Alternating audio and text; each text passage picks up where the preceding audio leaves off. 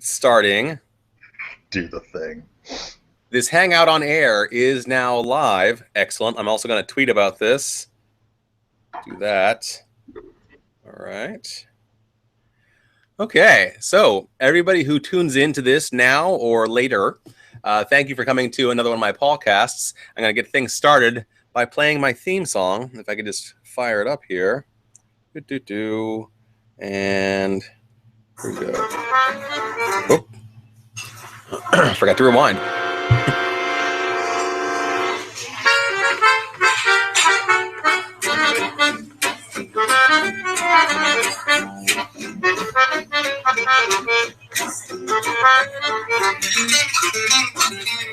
That's enough of that. Hooray! It's so light and Parisian and kind of like an NPR interstitial piece, and that's what I was going for. Between the stories. Yes, exactly. I mean, when I was trying to figure out what I wanted my, I was using some public domain jazz at the beginning of my vlogging career, but then apparently somebody claimed it, like the publishing company claimed it, and I couldn't use it anymore. So then I was asking some of my friends who had their own bands if I could use their music, and this band, based out of DC, Bitter Dose Combo, Matt Henry said that I could use the music, so I use it all the time now. That's kind of awesome. I'm still trying to figure out like what you can use, what you can't use. Honestly, the rules don't make any sense to me. I think, like I was saying before we went live, I see videos using music that I know they don't own, and these are not accounts that normally get in trouble, that normally get takedowns. So I'm like, so if they use the music, then what can't they do otherwise? Does that mean they can't have ads or they can't monetize? I'm always confused about that. It was a lot more confusing prior to a few weeks ago, probably a few months ago. My grasp of time is poor, but it was a lot more confusing before before YouTube came out with their their ad usage music library on the creator side of the YouTube. And now, if you're unsure about whether or not you can use a song, you can actually go to the YouTube Create section and look up literally the song by the title or the artist, and it'll tell you if you can use it. If you can't use it at all, there are some songs like that. If you can use it, but you can't monetize it because the company who owns it is going to monetize it, so they'll put ads on your video instead of you. Or if you can just do whatever the hell you want with it. There are a few people who do that.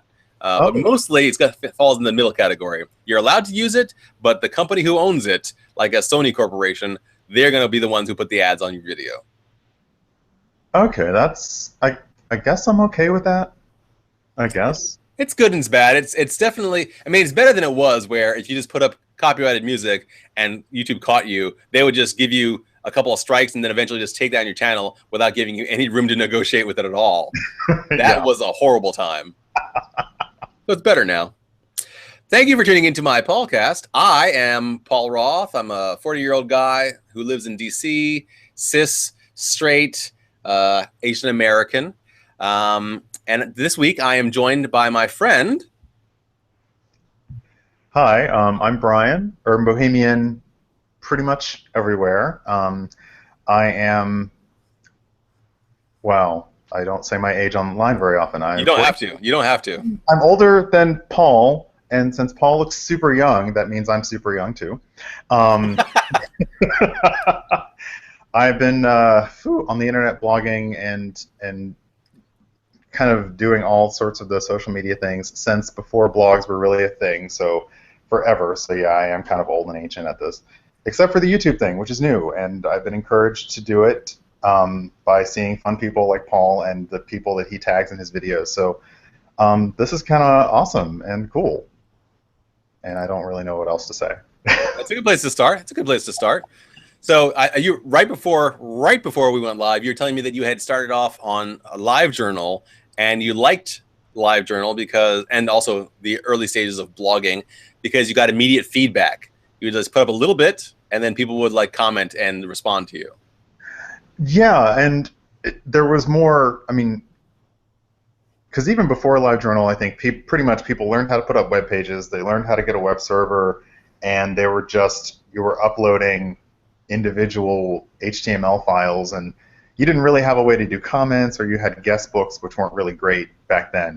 And then LiveJournal not only was it easy to do themes and have videos and pictures, but there was a community that formed, and so you knew when you posted something that people were probably actually reading it, and they might have an opinion, they might not have an opinion, um, and I think that LiveJournal community definitely, I would see it move to whatever the next thing was. So there are people I know on Twitter simply because, or follow on Twitter simply because we were LiveJournal friends, or I'm on Facebook because of LiveJournal. So it was nicer to feel like you could still be in that small voice arena and have people like talking to you.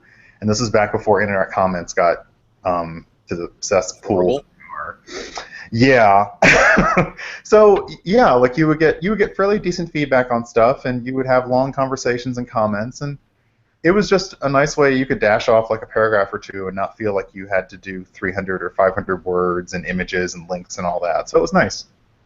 That's cool. So I mean, it feels, I never got into LiveJournal. I've done blogging on my own web server, like you described, but I never really got into any of the social platform blogging sites. I was never on blogger.com. I was never on livejournal.com.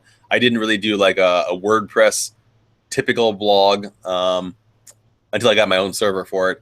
So, but from your experience, it sounds like what LiveJournal gave to you is analogous to what Twitter gives to you now.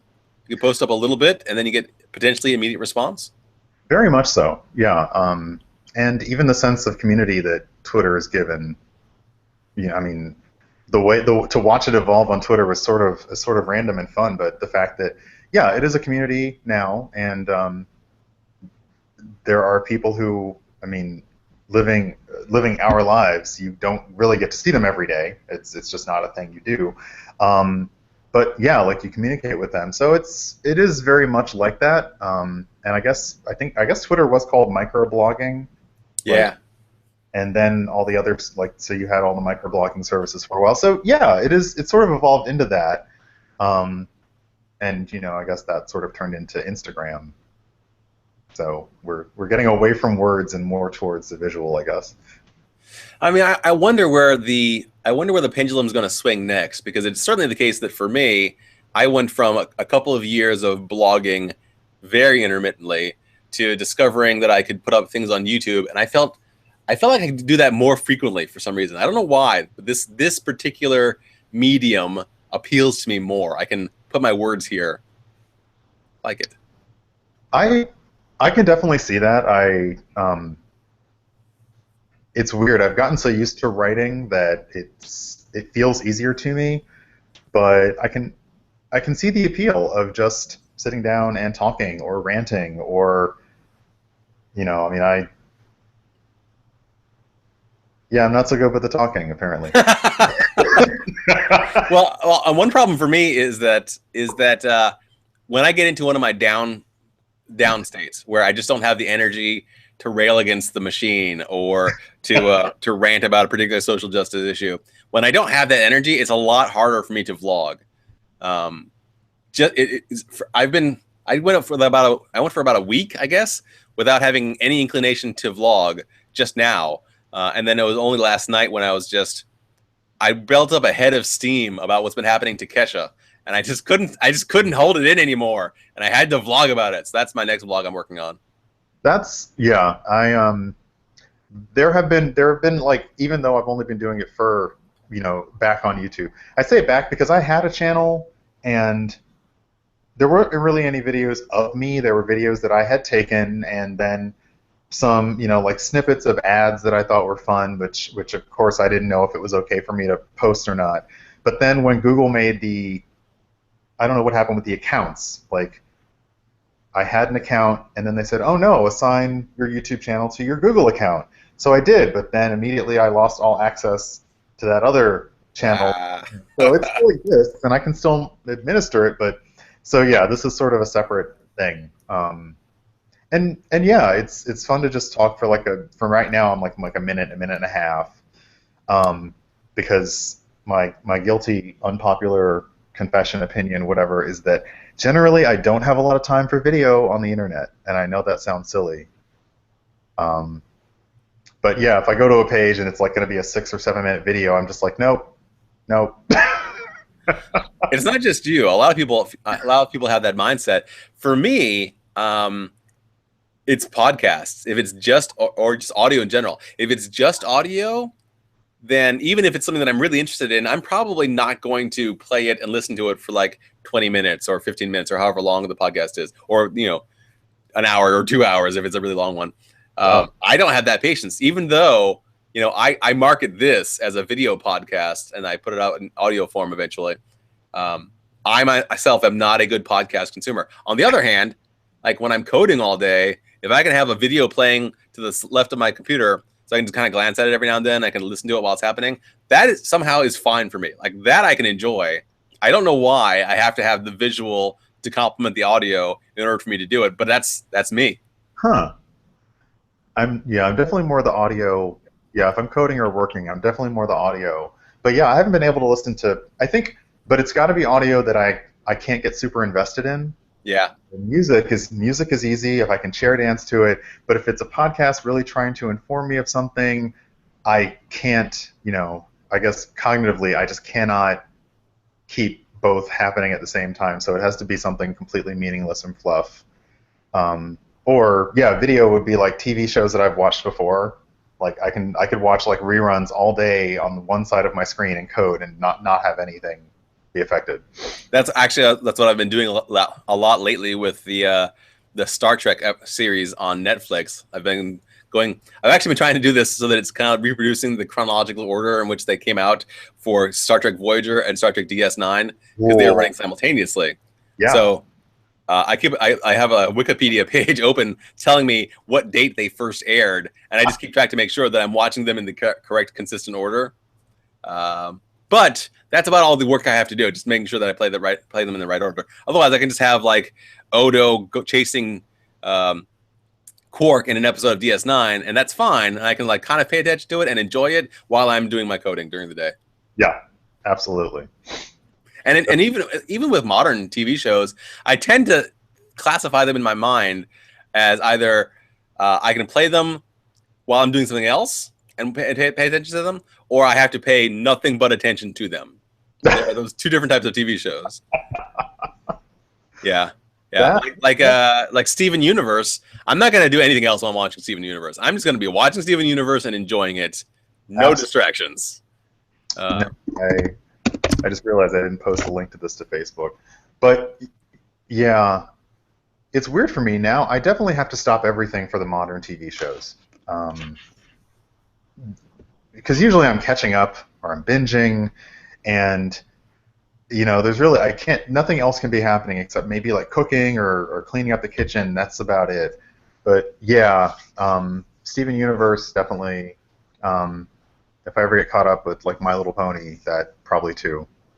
I was an avid My Little Pony watcher until they did that Equestria Girls thing, which seemed like so pandering to the bronies that I couldn't handle it anymore. That's when I cut it and I bailed. No, I have to admit, when I first started the Equestria Girl, whatever the first one was, I was like, this is... Is there more than one? Oh, my God. Yeah, there's more than one. And, the worst part of me is I always joke that I always go to the dark place. And the premise of Equestria Girls is that it is this alternate dimension that basically they send their worst from, like, the Ponyverse into. So... you've been a whatever in Equestria, and all of a sudden you go to this other dimension where now you're human, there's no magic, and you're pretty much stuck as appears to be a teenager forever. That's some serious, like, nasty stuff to do to someone. When you describe it like that, it does sound like a version of hell. Wow. Well, I would go to the dark place. Otherwise, it's awesome, and there's songs and, stuff. But yeah, they talked about literally exiling some characters to that place, and I'm like, yeesh, that's kind of harsh. Justice there. Wow.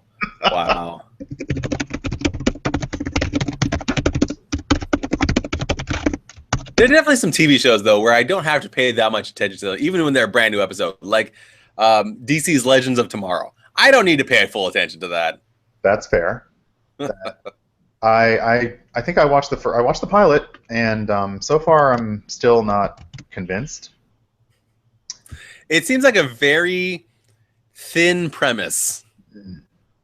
Like, I can understand that happening for like 3 episodes of a longer show, but for an entire show to be based around this story arc, it's weird. Yeah, and I mean, I'm not a fan of Arrow, so whenever I'm catching up on Flash and it's a crossover with Arrow, first off, I get annoyed because I have to go and I have to go back to my DVR and find that Arrow episode. And then I'm like, this is I don't like these people. I don't want to know what's going on with these people. Just please resolve this plot so I can go back to watching the Flash. So the fact that I don't know what's going on with the Canary character. All I can tell is that I guess she died and she's an assassin, but she came back and the words Lazarus Pit were used, and I'm like, oh, okay, that's kind of a Batman thing, but all right. And otherwise, I'm just like, this is not really, making Vandal Savage. You know what? Yeah, I have issues with it, and it's never going to be, I'm going to totally nerd out, but I'm never. It's not happening for me. Legends of Tomorrow, it's not happening. I understand. What do you think about the upcoming Flash Supergirl crossover? I'm kind of interested in that. I'm wondering how they're going to do that. Mostly because I guess who is CW? What is that? CW is owned by Warner Brothers and CBS in conjunction. Oh, okay. So there's really no conflict. Nope. I mean, there's an old media conflict. Like once upon a time, it didn't really matter who owned what as a parent company. If they were separate channels, nothing would cross over. But then when I think it was Buffy went from the WB to the CW, no, to UPN. When Buffy went from the WB to the UPN, and Angel was still on WB, they had crossovers, and that set the tone for the modern age of TV crossovers. Yeah, they pretty much have to. And for you younger people out there, look up UPN on Wikipedia. I always forget that it was a thing. When moving, still have the TV guide announcing Voyager, and I believe Voyager was on UP. Was it on UPN? I think it was. Yeah, I have the TV guide cover with Kate Mulgrew and Tim Russ, Janeway and Tuvok, and I'm like, oh, UPN. Wow, it's just now networks are kind of meaningless except in terms of like legal deals. Yeah, it's really true. That's why I think that this whole Supergirl Flash crossover thing is going to be just like another stepping stone to this happening all the time, which is great for a fan viewer. I think. And spoiler alert to anyone who hasn't seen it yet, although you probably have seen it by now. But when on the Flash he was going over to Earth 2 and through the little thing and Supergirl appeared, I was like, yes! And then I immediately thought, wait, can they do that? I mean, the licenses are all there because they are both CBS companies. The producer is the same on both shows. So the only thing that was really stopping them was network executives. Those are the only people who are, generally speaking, the people who always get in the way. I don't know if you realize this, but we have 4 viewers right now. I haven't seen anything from in the chats yet, but they are watching us apparently.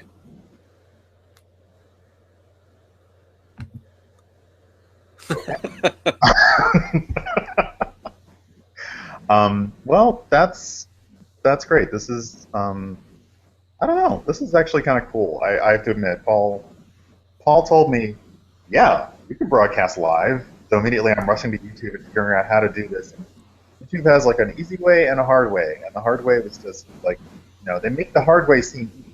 Like, oh yeah, just download this plugin. And I'm like, no. Horrible. It's horrible. I don't know why they keep on pushing this whole broadcasting with a separate broadcast app and tying it into your YouTube. Yeah.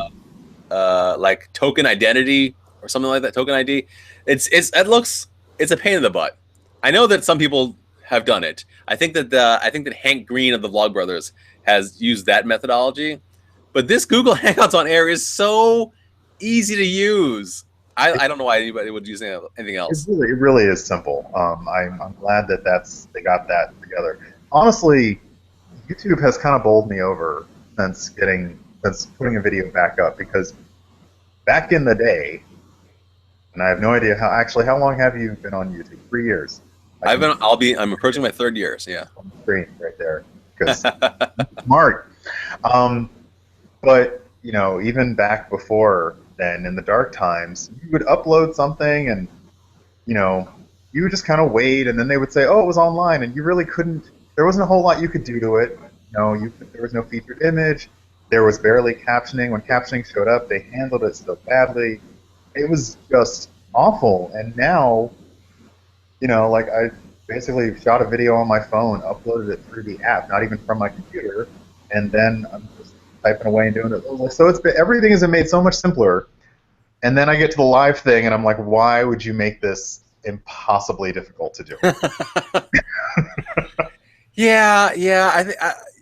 I think YouTube has a problem where the engineers are the ones who are driving things forward, rather than the user experience and customer relations people, who should be really the ones who are helping to drive this forward into different paths. So the technicians come up with great ideas of saying, "Hey, we have this technical thing that we want to do. Let's just do it." and they put it on people, and it might be a horrible user experience, and it might be awful for the customers who are trying to do it, for the users who are trying to do it. But they just really wanted to get that technology out there. You've just described every social network that exists right now. Pretty much. And I think that a big problem with it is that I think I actually saw this on your Twitter. Empathy should be considered a developer skill, and it often is not. And B, too many white guys. Too many white guys are doing the engineering. Not enough people who are not white guys. I'm writing that one down for my talk show host. I mean, am I wrong? Too many white guys. No, and it's weird because I'm techie, but I'm not techie like that. Even like web development, when I started, was still basically just markup language. You weren't doing anything super fancy, super funky. If you were programming, you were still a programmer. You were using. I'm not even going to say the languages I learned, because none of them are relevant anymore. But I'll tell you right now, I learned Java, C++, which is great, but I also learned, I think, like Basic and COBOL. Does anybody even know what those are anymore?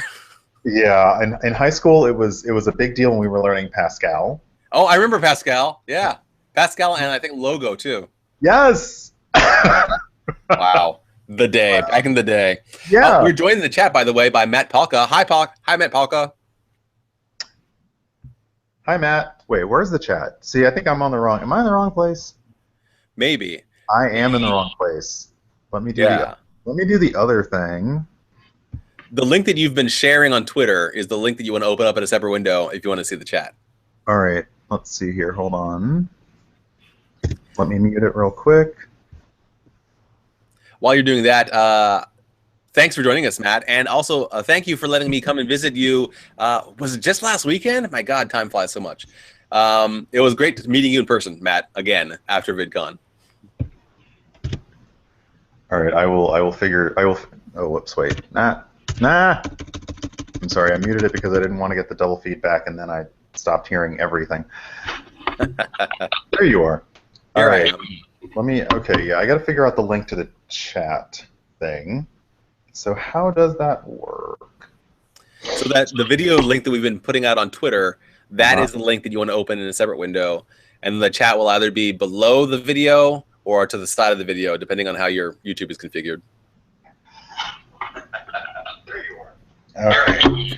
Stop doing the things. Too many things are doing things right now. This is... okay. The fact that I'm hearing the video delayed through your other window means that you're on the right page. You just need to mute it. In a separate window, and the chat will either... Okay. I've muted that, and... We are also joined in the chat by Zena Manohari. Manohari? Oh, I don't know who that is, but welcome. Now I can see it, and That's kind of awesome. All right, cool. But yeah, let me see how I can. Why don't they let you just pop this out in another window? Do they let you pop? They do. Aha!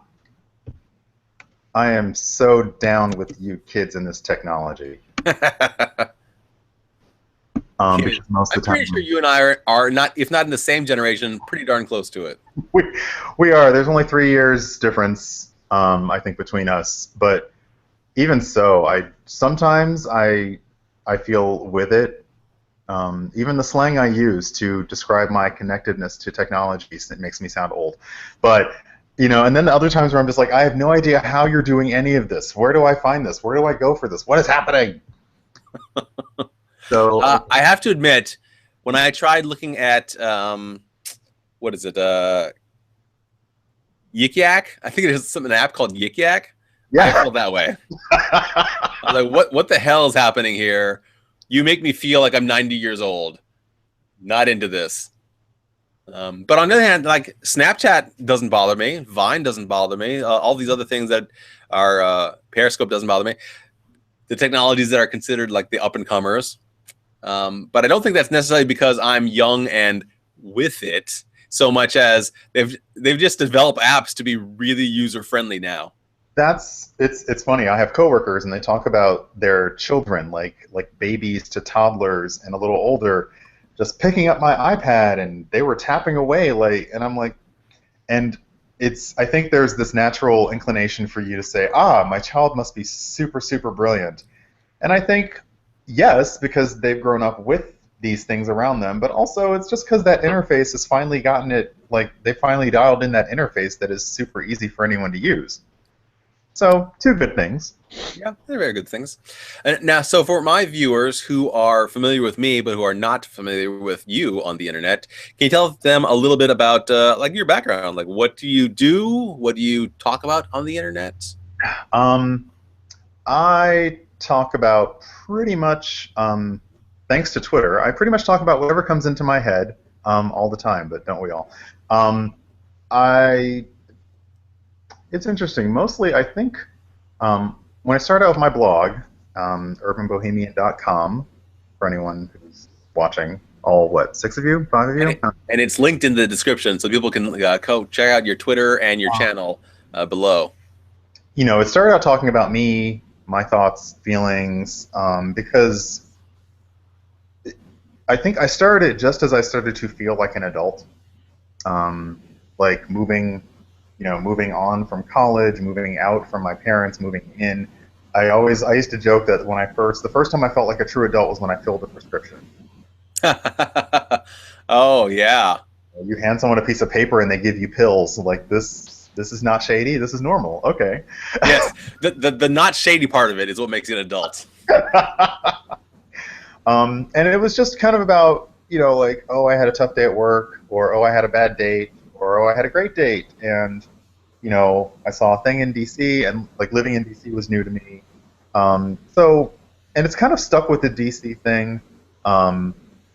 Food and drink started to become a part of it. I would stay geeky the whole time, so I was always still blogging about like Star Wars and Star Trek and new movies and comic books and just kind of all around lots of crap that one thing that I don't do a whole lot is I don't get super issue, which I don't really know if that's a word. I mean, I understand what you're saying. You don't delve into social issues very much. Not very much, no. Although going over my past entries, there are things that have made me angry enough that I will like pop out 300 to 500 words.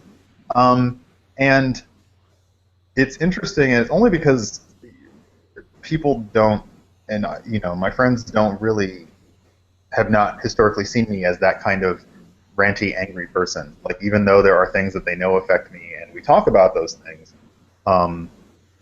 it's very rare that a friend will ever just see me go off about something, which that itself is probably rooted also in the like the ingrown perceptions of black people, like don't be the angry one.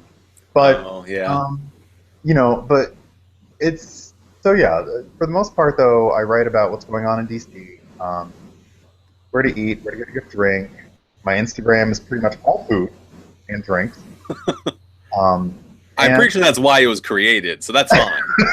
it's funny because I think initially I would read stories about how chefs hated Instagram. They were like, we bring out the food and people are taking pictures of it. And then you would see paired with those stories how chefs love Instagram. And now you can actually, the best thing is you can track the cycle. Like every 3 to 6 months, the same pro-con articles will come out again. Like, oh, Instagram is ruining restaurants. Oh, these chefs are building dishes just for Instagram. Almost any issue, it's like we kind of have the cycles that go around as people learn about it again. Um, but yeah, I'm trying to be a little more present on Twitter when it comes to social issues because sometimes I feel like I can signal boost for people. Um, I don't necessarily feel like I have a whole lot of privilege. I do have some, so I try to use that.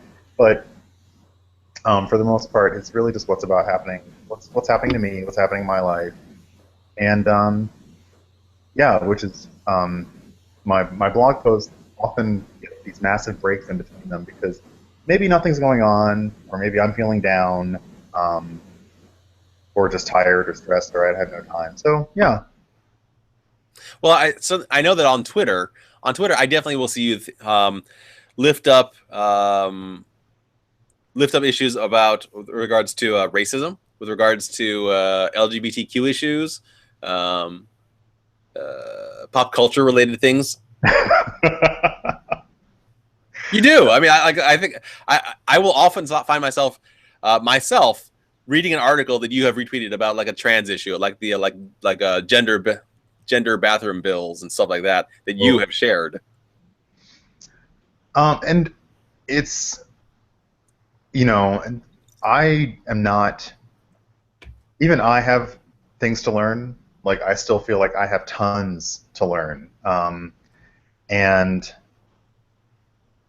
that's one reason I limit what I say in terms of my own thoughts and opinions on some things, because usually it's better for me to say, look, this person over here is saying this thing that you really should listen to, and because I'm listening to it and I'm trying to learn and I'm trying to be a little better at it. So yeah, and I do have a big fear of saying the wrong thing.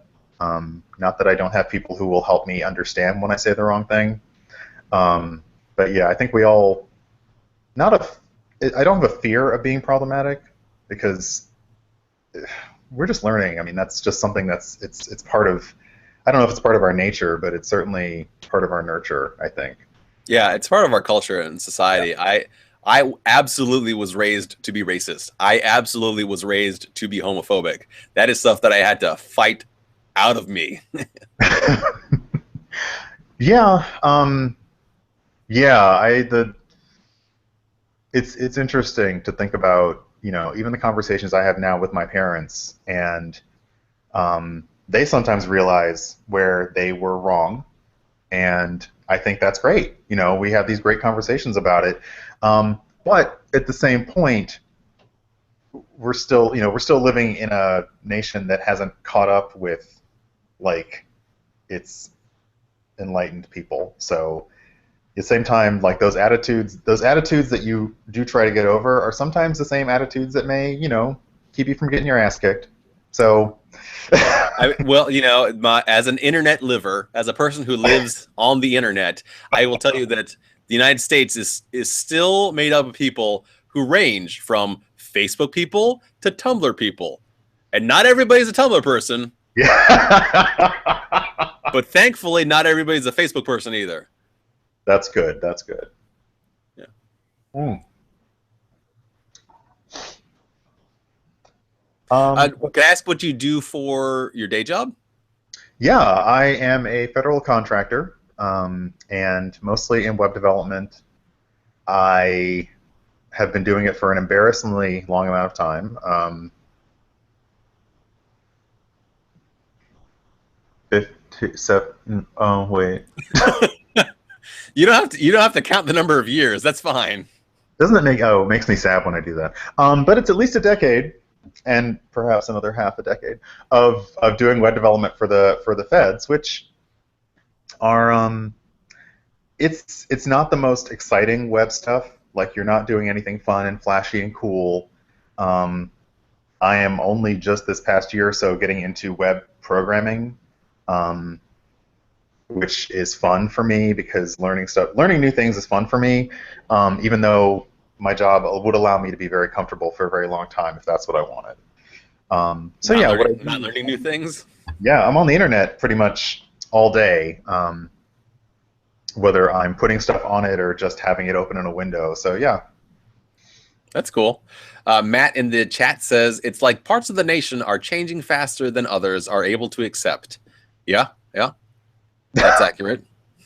that is very accurate. I mean, and we're seeing it in the political debates right now. I think I just saw on Twitter, and I might have retweeted this about how we need to have more extreme hard left liberals visible in the political debates right now, in order to realize that Bernie Sanders is actually kind of in the middle.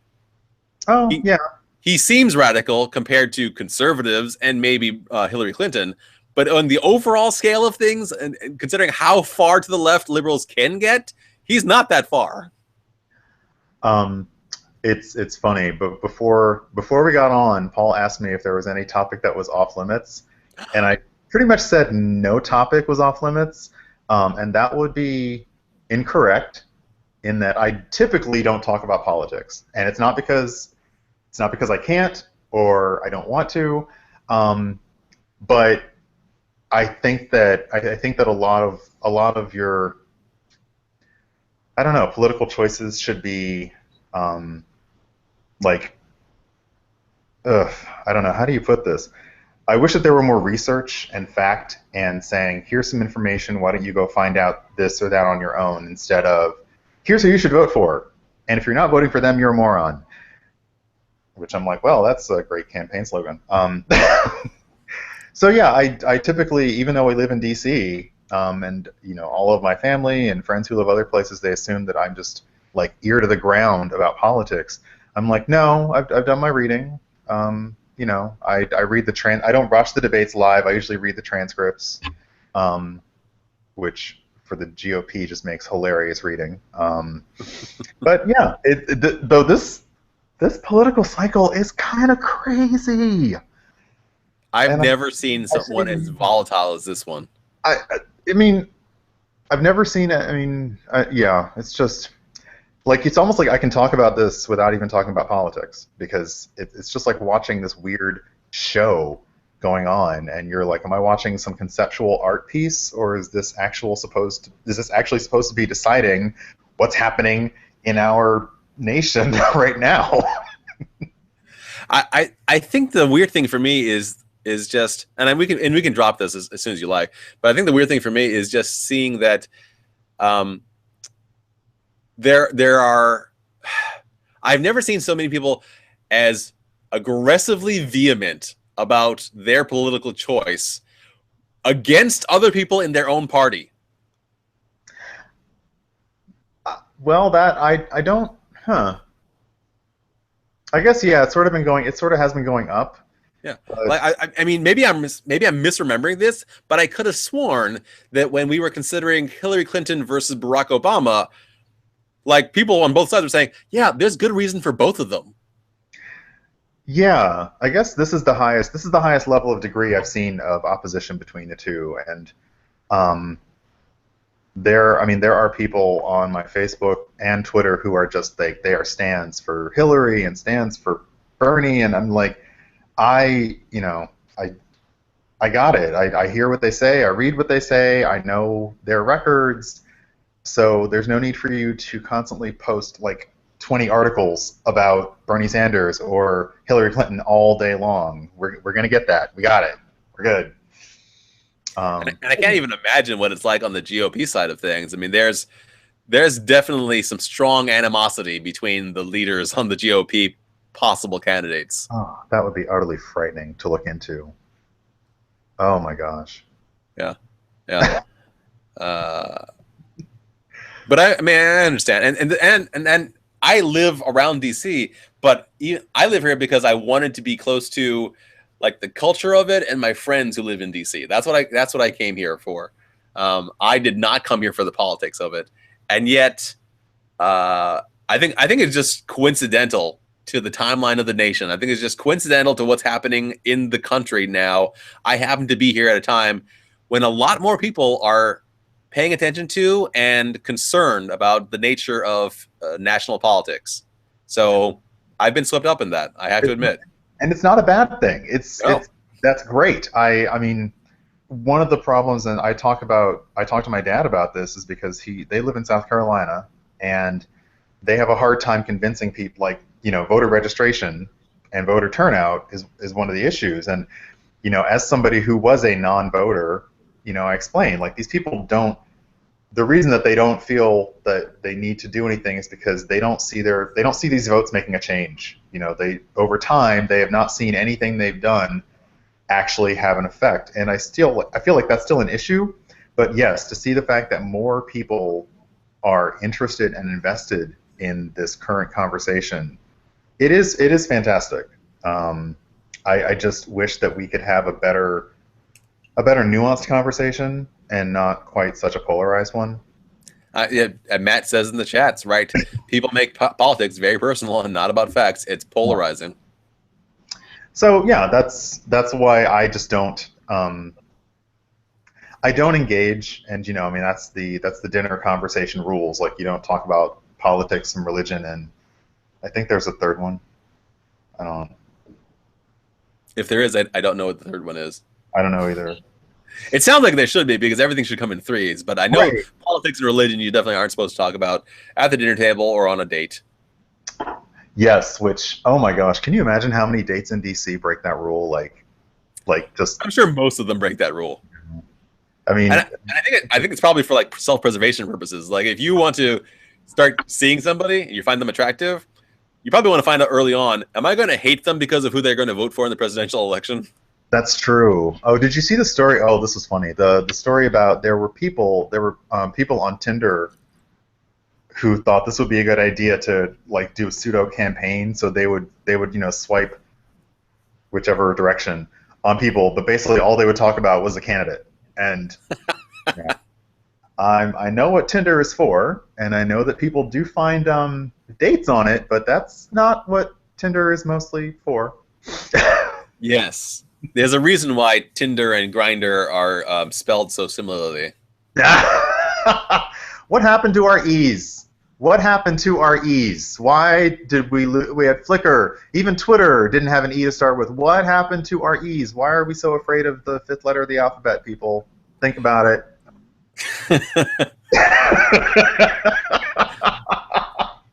That's a good joke observation, but I feel compelled to give an actual explanation, which is it's for copywriting purposes. Oh yeah. If it's an actual English word, you can't copyright it. But if it's a phrase or a non-English word, you can copyright. That's the same reason why sci-fi turned into sci-fi. Oh. I still resent that change. I still hate that branding channel.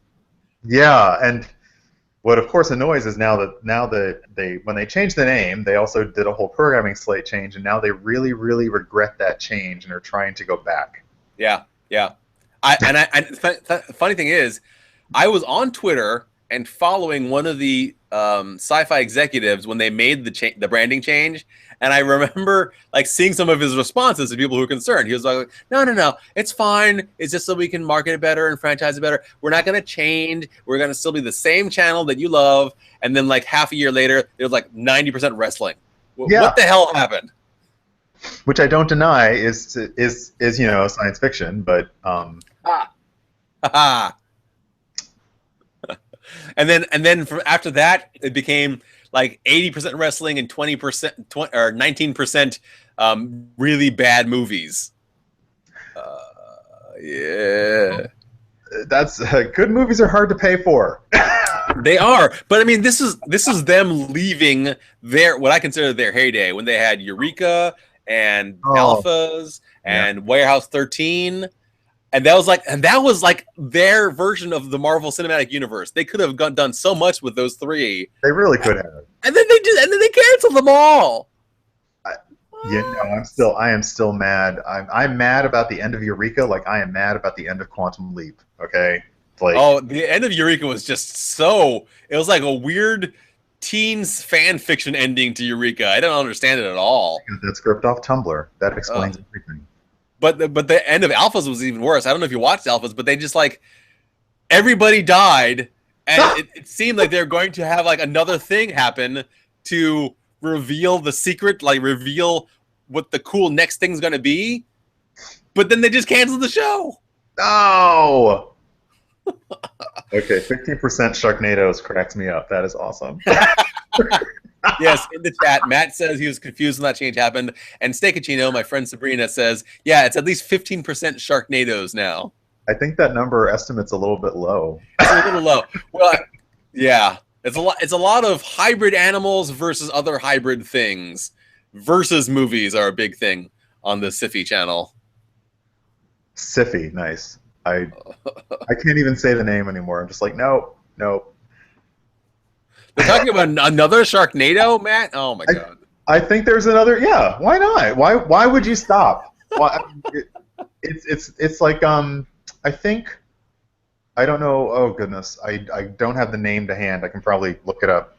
But anyway, but Meryl Streep is going to be in. She's going to be in a movie about like this woman who's known as like one of the worst singers ever, and it's almost like this is what sci-fi is doing with the Sharknadoes. They're like, no, we know that these things are bad, but you can't stop talking about them when they're on air. So, guess what? You get like 15 more of them. Yes. You practically break the internet whenever one of these things is on.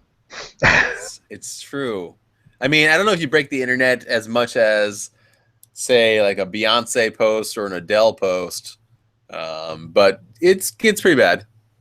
I wonder if they've ever quantified, like if they've quantified the level of social engagement for something that would be like internet breaking. Because I do remember when Adele came out with her video, it just brought everybody was into it. And then, like I think she broke Taylor Swift's record for something, and the most views and the most this, and then yeah, Beyonce came out. But honestly, I don't know if I'm part of the Beehive or part of like the agency, but I do love her stuff, and the fact that she can just release an album in secret or a single in secret, that's that's untouchable. That she just is like, oh yeah, here's a single, and it's not even crap. It's not even like a B-side. No, there you go, and nobody apparently in the know knew she was working on this. Come on, that's impressive. I find it more likely that people knew, but they feared the power of Beyonce, and so they just kept quiet about it. I don't know. She actually could be a Terminator sent from the future.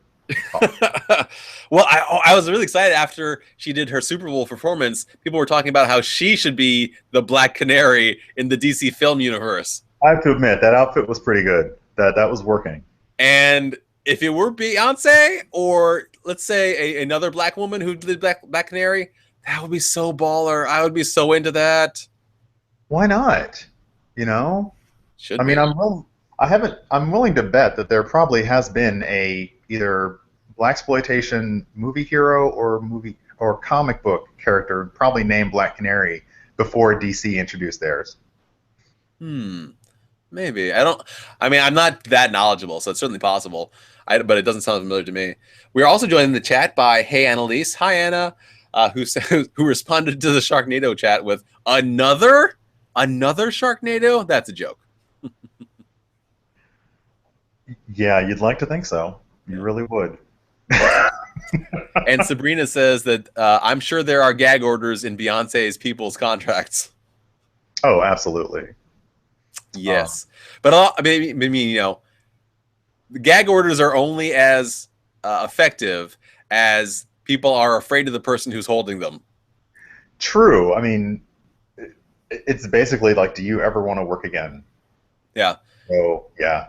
Like people will leak stuff about J.J. Abrams projects, but I think he's secretly into that. I think he's okay with that, honestly. Nobody's gonna get in trouble. But if somebody leaks something about Beyonce stuff, they'd end up with find a horse's head in their bed the next day. You don't do that. Oh yeah. I think watching people. The fun for me was watching people lose their minds first about, just the song and the video and the performance, and then the flip side is watching people lose their minds about what they think it means versus what it actually means. Formation. Yeah. And just yesterday, I read how police officers are now refusing to do security or whatever for concerts if they come. And every time I'm like, did you even read the lyrics, watch the video, listen to the song? Do you, and also, are you that, we talk about the fragility of certain things. It's like, are police so fragile that they can't handle somebody critiquing their job a little bit? I mean, it seems like a fragility born out of defensiveness from knowing that they could be doing things that are wrong. Like if you think that you're fine, if you think that you are really righteous in whatever you're doing, you're not going to care what people say about you. That's the whole point of that righteousness. Yeah. But if you are concerned that, oh, you know what, maybe this thing that we've been keeping in the shadows and not bringing to the public eye really isn't such a great thing, they're going to feel the most fragile about their sense of power. Oh, absolutely. We are joined in the chat by Millie Rogers, who says that Beyonce and Jay-Z are untouchable. They are. They absolutely are. That is definitely, I don't know, like hip hop and R&B royalty. And Dakralak in the chat, am I saying that right? Dakralak says, by the way, the cops recanted. They love that overtimes. Hey, actually, I don't know how it said either. I think it's D.A. Krolak. Right? D.A. Krolak. Okay, my mistake. Because I've never actually tried to say it. You know how people have nicknames you've never tried to say out loud? Yes. Yeah. I tend to find it's funny that most words that my friends and I try to use now, we realize as we're trying to say them that we have only ever seen them written down. And you say something and you're like, what? What was that word? I don't know. I don't know what I'm talking. I don't know what I'm saying. Well, either D.A. Krolak or Dakralak says you can say it however you want to say it. Either way. Thank you. But that's good to hear that the cops recanted, because, I mean, when something is so stupid it locks your brain up, this is what this is. Every time I try and talk about it, I'm just like, how? A lot of times, what I think when I see police react very defensively to any sort of criticism is I think of Cartman on South Park saying, talking about how people need to respect his authority. Yeah, yeah, I know there is a meme going around about the difference between basically respect from the police versus respect for the police. And yeah, I mean, I know people put the badge on, they put the gun on, and they just kind of expect everyone to do the thing. And it's like, well, you're doing a job that we rely upon you to do, and you're acting like whiny kids because somebody maybe said something a little bit bad about your job. And I joked on Twitter yesterday, if I get a critique on my job and I say I'm not going to do it, I get fired. Yeah. Pretty much what it is. But, yep. Maybe when I was in a union that wouldn't have happened right away. But here's the weird thing, though, is that in the private sector, I feel the same way. But in the government sector, apparently, you can just say that you're not going to do your job and you will not lose your position as a senator or congressman or police officer. I don't know why that is the case. Yeah. Yeah, that's, That's making America great, I guess. Again, making America great again. Because apparently we were great in the past at some undefined point. Let's see here. D.A. Krolak says, good Cartman comparison. I have law enforcement in my family, and what you read here isn't nearly half as bad as they are in private. Uh-oh. The union also has a big part of that messaging. Yeah, I have to admit, the union part of the formula and everything that happens with regards to the law enforcement, I am not familiar with what's going on with the union aspect. That, yeah, I don't know. I feel like she shined a light on something, and when you're given knowledge, how you choose to react to it is a big indicator. And a lot of people were like, yeah, this is. It wasn't even anything super subversive. It wasn't anything majorly overt, especially for Beyonce, who's not typically an activist of any kind. But I mean, anything she does has ripples, whether it's like, the silly dance song, or whether it's a song that now actually seems to have a message. It's just going to be like, everybody is now talking about this thing. Yeah. And of course, watching white people lose their minds was kind of hilarious. It's always a good thing to see people who are in the oppressor's position lose their shit. That is just the best thing to see.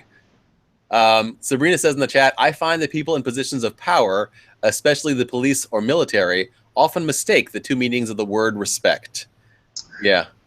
Oh, yes. Yeah.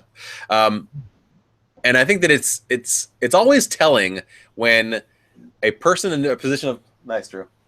Thanks, Drew. Hello. I think it's always telling when a person in a position of power takes revelation of information as an attack. Like if what is terrifying to you is transparency about what you're doing, then you might not be doing the right thing. Yeah. But yeah, we're just now. I feel like that's still a fairly recent thing, that the transparency of anything. Just it's typically been everything is behind the curtain for a lot of public sector, private sector, and now we're starting to say no. We the people, we your consumers, we whoever deserve to know exactly how this is running, how are things going on, and well, once upon a time, that was the job of the Fourth Estate. It was the job of like the press. One of the reasons why the birth of the press was such a great thing is that they could go into these ivory towers of power and reveal what's happening there to the common public who wouldn't otherwise know. And since we are the ones who are supposed to be voting for what's going on in our country, we should know what's going on in our country. Yeah. Now with internet, everybody has a little bit of the Fourth Estate's power, which I think is a very positive thing. More of us can get into more places than a few reporters can. This is true. And especially because a lot of us are already in those places. And,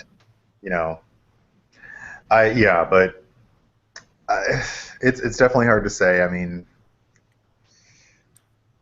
yeah, sometimes I think it's just you wake up every day, and I'm not a social media manager, and I feel for people who are, because the first thing that they do is they open up their feeds, and they've got to scroll back and be like, okay, who's saying what about what? But you just hop online every morning and you ask, your little voice in your brain is like, all right, what's horrible about today? And sometimes it's just hard to keep up. It's hard to track all the actual real stuff that's happening, which is why I can't fault the BuzzFeeds and the Huffington Post for doing this weird offshoot of journalism that is just cat pictures, or or lists. Yes, lists. And the funny thing is that lists are often made fun of, but they're really an effective way of communicating information. I mean, they are.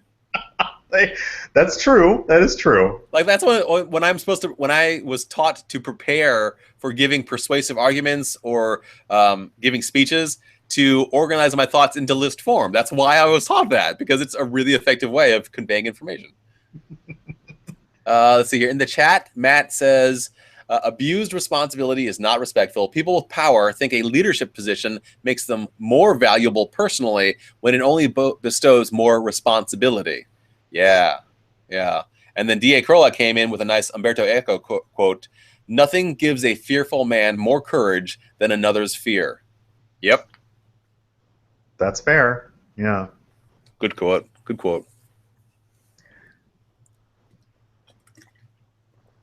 List videos do well on YouTube too. Oh, I'll have to remember that. Okay. I will. Oh yeah, if you want to get big pretty quickly on YouTube, just like put up like a list of the 10 things about whatever, and then promote it on your social media, and people will go and watch it. Oh my gosh. You can do like 10 things about French cuisine, 10 10 favorite beers around DC. You can do all sorts of things, and you'd be astonished at how quickly you get your views mount up. Okay. I don't know. For me, I still just enjoy the random, like, oh hey, here's about a minute and a half of what's going on in my head right now. I haven't even like edited anything. I tried editing something, and I realized that like I need to close down everything on my computer to actually edit video, and I did one. It turned out really horribly. So I'm going to try a re-edit of it, and I was like, oh, let me just do a simple recipe. Like that should be fun. And I got like 6 video clips, and I tried to put them all together, and that's when I started getting really, really frustrated with video editing software. I'm like, okay, no, I don't want to jump between this. I don't want to trim that. Just stop. So maybe in the next few weeks you might see that pop up somewhere. But yeah, I'm not really happy about it. I got to work on that. I mean, it'll be cool to see. I'm looking forward to it. But you are not wrong. I mean, video editing software. It's really for somebody who hasn't done it before, it's very counterintuitive depending on the program that you use. And linear editing is relatively straightforward. It's a lot more similar to historical splicing of film together. But non-linear editing, man, you got to put your mind in the right place in order to get that working. Yeah, and it's why like blogging for me was easier, because blogging I just kind of have the thought in my head, and maybe I've got like 1 or 2 points that I will touch on, but for video, I kind of, if I'm going to do something more than just what's going on, I kind of plotting it out a little bit. I'm not really ready for storyboarding or anything, but just kind of scripting things out and getting things in the right order. That'll be fun to kind of discover. Especially when it gets nicer out. Like one thing that's been holding me back from doing anything is that I don't hate winter. I do like the snow, but I like it once, and that's about it. I need my sunshine. We almost experienced that this winter. We almost did. I was kind of hopeful that we were just going to have like winter in one weekend, and then we have to recover from that, and that was going to be it, and we just move on to spring afterwards. That's what I was looking for. No such luck. No such luck. So, D.A. Krolak suggests 10 fave cocktail happy hours because you've researched cocktails. Yeah, I'm a drinker. Love it. That's why I was reviewing some of the photos you'd posted on your Twitter, and there are a couple of other photos, but quite often I would see a cocktail right there in your timeline. Like nothing else, just like the cocktail, and like some comment about how this is delicious.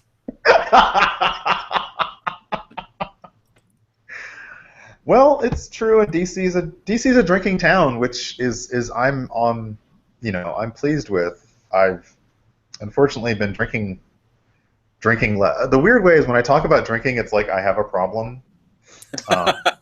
And many people have like not even low key, like just straight up saying, "Wow, you post a lot of pictures of drinks. Are you okay?"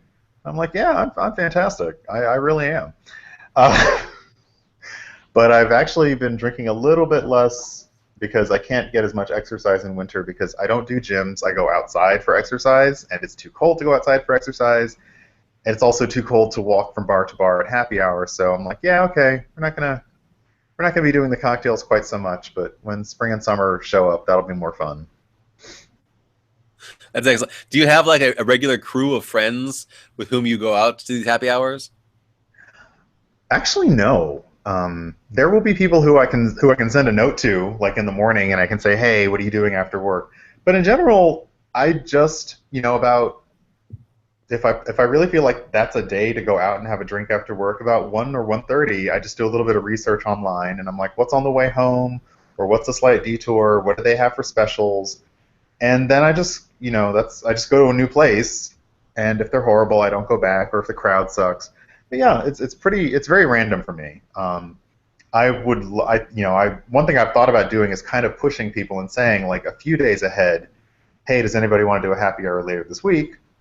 Um, and I know people do them up in Silver Spring, which I've not been to yet, but yeah, but no, it's very random. Does it do your visits to bars methodology, does that change when you are in a relationship, when you're dating somebody? Huh. That is a good question. Um, Because I know that you have shared like your dating experiences on Twitter as well.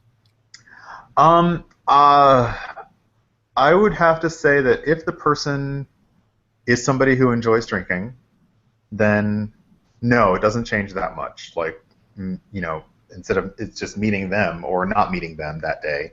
Um, but yeah, I mean, I have dated people who like I'm more of a cocktail person, and some people are more beer people, and it is possible to have a mixed marriage like that. But so there are places where I can say, great, I know a great place that we can go for you to drink beer, and I'll just watch you. And if your focus is on beer, chances are your focus on cocktails isn't so great. Um, but no, it doesn't really affect things too much. It's because if at the very least, a bar, we don't have very many bars that are just bars in DC. So really everywhere you're going is a restaurant. So if someone's really not into the happy hour thing, then I just say, okay, well, let's make it an early dinner, something like that. But then again, I haven't dated somebody in quite some amount of time, so Oh no, I'm sorry. Was that a sensitive subject? yeah, hasn't been an issue lately. Thanks, though. Sorry, sorry, Ryan. Sorry. How about your friends around DC? Do you get to hang out with them very much? Like I think I've seen you interact with Mazzy. Yeah, we usually see each other once a week. That's the kind of thing, like I mentioned, Twitter for community is great because you still get to interact with people, but you don't see them. You may not be able to see them that often. But I do get to, see Mazzy about once a week. My friends Craftgasm and Beyond DC, I see intermittently. And it's funny, the last few times that we've seen each other, it was totally random. Like, oh, hey, we're in the same place. Oh, we're in the same place. Let's figure out if we can come together on that.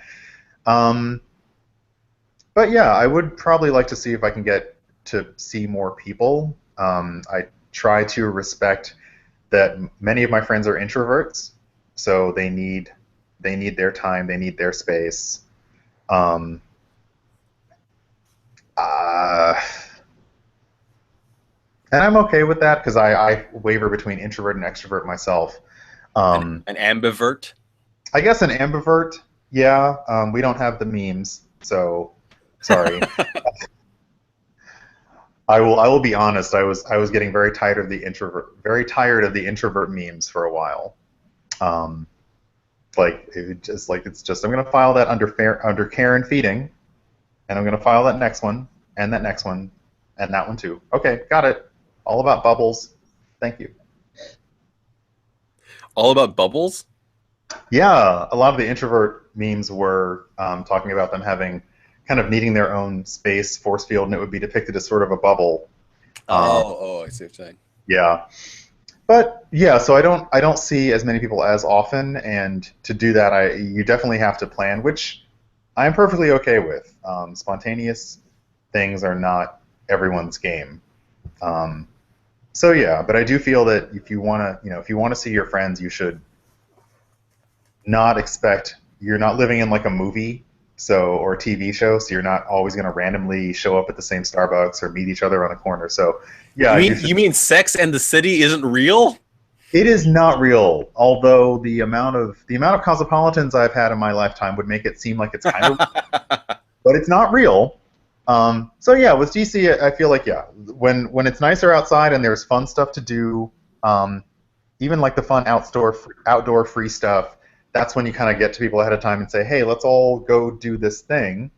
And I make it easygoing because I always say I'm gonna do this thing anyway. So if somebody wants to come and join me, that's great. But if not, then I'm still gonna do it. Yeah, those are definitely the invitations that I find the least confrontational, the most I don't know, accessible for me. Is if I know if I say maybe, it's actually okay because they're just gonna have fun regardless of whether I show up or not. And then I feel like it's okay for me to show up casually. I like that. Yeah. I think it's funny because I know there have been events where you and I have almost met. Yes. And it's like we've just missed each other by minutes or an hour, and I'm like, this is the first face-to-face we've actually had. It is. I was trying to think of how I discovered you on Twitter. Was it around SPX? Is that how? Very likely, yes. That was how many? It was a few years ago. It had been like 3 or 4 years ago. Yeah. Yeah. And I was going. My friend from Chicago was going to be there, and I was like, okay, yeah, I can do this. And I was still, I guess, kind of recovering from cancer treatment, so my energy wasn't great. I mean, I was super, like, I just thought the minute I get there's going to be tons of people. I'm going to want to sit down. I'm going to miss everything. So I kind of held it together for a while. But after a while, I was like, I'm pooped. I have to go. And who did I meet there? I ran into T-Bridge and Tiffany. And I think that I was like chatting with people and you, and I just missed you, or I had missed you or something. Well, I mean, I definitely am an introvert, and I'm also a bit of a socially anxious person. So it's hard for me to work up what it takes for me to get into a very crowded space. Like, I mean, SPX isn't the worst. I mean, it's a small con, but even so, that's a lot of people for me to deal with. That's a small press expo, which happens in Bethesda every year. We are joined in the chat by my friend Joshua, 24 hours a year, who says this DC talk is very interesting. It's cool hearing, I think, two people's experiences in their own town. Most of my experience going there is the McDonald's in the Air and Space Museum. Oh, I am so sorry. Wow. So I mean, Air and Space Museum, that's a pretty good get. I think before I moved to DC, that was the only place I'd really been. I still love it. I mean, I've been to I don't know, I don't think I've actually been to the one that's in DC more than once, but I've been to the Udvar Hazy location several times because I just cannot get enough of staring at that space shuttle. It's like real life Star Trek to me. It's amazing. No, I wish I could get out there more often. Which one of them is getting the replica of the Enterprise? Is it Udvar Hazy or is it the one? I didn't know that either one was. I want to find out about this. I'm gonna have to check that out. I think that they just got one of the models for the original series Enterprise. Cool. I mean, they have a lot of space. They have a lot more space in Udvar Hazy. It's basically the reason why it's way the heck out there in Chantilly, Virginia. But it might be coming to the DC one. I don't know. I'll go to visit it wherever it is. I'd like to check out the NCC 1701 original Enterprise. I'll check that out. Yeah. We're also joined in the chat by Lexi Morgala. I don't know how to pronounce your screen name, Lexi. I just know that Morgala is Lexi, who says that she can also be pretty introverted. Yeah. I mean, one of the reasons why the internet is such a huge boon for me is that I can be social, but it's also safe. It's like safe to be here in my bedroom, tapping out things on Twitter or recording myself in front of a video camera and then sharing it out with the world. It doesn't drain me the way physical face-to-face interactions drain me. Right. Yeah. Excuse me. So I think SPX is probably the way we encounter each other, because I know that every time I've been to XPX, before I go, I check Twitter for the various hashtags, and I just try to find out who else in the DC area is going to be checking it out, so that I have like an idea of what the experience is going to be like, what kind of people are going to be there. Every SPX that the two of us have been to, we've missed each other. Okay, well, next one, we will fix that. If I'm still in town, that would be awesome. Yeah, if not before then, we'll definitely take care of that. Lexi says that she pronounces her screen name like More Gale. Okay, More Gale. Got it. And I think let me think here. I'm pretty sure it's at SPX where I got, was it Tony Breed to do a little cartoon of you? Oh, no, that was oh goodness, it was It's Wonky, Short Packed. Dave Willis. Dave Willis, yes. Dave Willis, yes.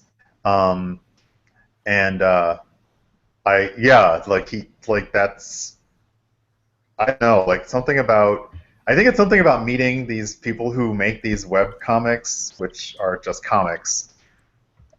You know, in going up, I know this past time I totally fanboyed at John Rosenberg, who does Scenes from a Multiverse. Oh, okay, yeah. I mean, I think the first time I saw him, I just stared at him, and I was like, I can't. Okay. And then this time, I actually went up and said hi and introduced myself. And like the feeling when someone you think is amazing and cool says, "Oh, you're so and so from Twitter, right?" And like they know your handle and all that, it's like whoa. I think the first time that happened was with Aisha Tyler. You met Aisha Tyler? Yeah. I saw her at the Improv, and we're in line and getting, like pictures and signatures, and she looks at me and she was like, "Bohemian!" I fell over. You've got to be kidding me. And I have to admit, there are times when I fanboy pretty hard. I keep it under wraps because I'm like, this has got to sound like, unless it's an actual, like, proper praise critique kind of way, as opposed to somebody saying, "Oh my gosh, you're so great, you're so great, you're so great." That's got to get like tedious, I assume. Or maybe not. Yeah. Maybe they think. I mean, it really depends on whether people are in their artwork, whatever they're doing, for the art, in which case they would like to be praised for that art, or if they're just in it for the fame. If they're in it for the fame, you can gush over them all you want. They love it. Oh, I don't think DA knew that. Yeah, DA Carlick did an OMG here in response to that. I mean, I'm pretty impressed myself. She'd be a pretty cool person to meet. Yeah, pretty cool person to meet. I think that probably my closest similar reaction would be if I got a chance to meet Francesca Ramsey in person, and especially if she remembered who I was. That would be amazing. Yeah, I mean, I'm hoping that I get a chance to meet her at VidCon this year, because I'm pretty sure she's going. And we do chat like occasionally. We interact back and forth occasionally on Twitter. I think she might recognize me from my avatar, so that would be cool. That would be. Oh wow, no, she definitely got me watching more videos, like just in their entirety, and actually putting down on what I'm doing to watch whatever 3 or 4 minutes. So I'm getting better, but yeah, that would be incredible. I think that her Decoded series for MTV is fantastic. I mean, it's definitely appealing to that whole limited attention span MTV demographic, but it's still really informative and entertaining. So she's great. In the chat, More Gale said, "I agree. Talking with everybody on my collab channel gives me the whole social interaction thing, but it doesn't usually come in an overwhelming way, and it's easy to detach if it gets too much, to like pull back momentarily." Yeah, that's true. When I collaborate on the internet, like this collaboration here with Brian, it doesn't drain me too bad. I mean, I definitely do feel a bit of that whole I need some introspection time afterwards, but it's not nearly as bad as if I went to a party or met up with somebody in real life in the meat space, as Mike Rignetta of PBS Idea channel says. Yeah, I definitely I appreciate being able to deal with people like that online, because in person I have my own sort of set of defenses and personality defenses that I just kind of throw up, and I'm like, all right, I'm done interacting with you now. Like it's almost what was one of the was it Dave, the really bad Eddie Murphy movie where he was like just being piloted by aliens, and I just feel like everybody in my head just kind of, Oh my God, I'm I just gonna sit totally here and forgot about that movie until you mentioned it. yeah, sorry. Wow. But Wow. you develop these weird kind of coping things because it's hard being on. I mean, it's bad enough just like, sometimes being present is like, all right, I'd really rather be sitting down. I'd really rather go home right now. But then you have to be on, and you just kind of go into like the human standby mode, which is just kind of smiling and nodding, and Yep. every now and then you say, uh-huh, or you repeat the last word, and, you know, pro tip, that's how you get away with it. It's like, Yeah, that's how it's you get just, away with it. Yeah. Hmm. but no, I think being able to better control, especially vis-a-vis the internet, and a lot of apps have helped that. I mean, it's a great thing to know that you. I mean, the definition of friendship is one of those things that we're still kind of, I don't know, changing and evolving. That these people who maybe are in the middle of nowhere and don't have any actual local friends in meet space can hop online and talk to real people about real things, and not just like and share memes, or maybe that's all they want to do. So I think that's great. I mean, and I'm like, for us, the internet was sort of like we grew up with it really as it was building into a thing, and so I love it. We were talking earlier about like when we went from like blogs to microblogs to now Instagram and like 6-second vines. Not really a future where you can just share a pixel, and I think that'll be good. Uh,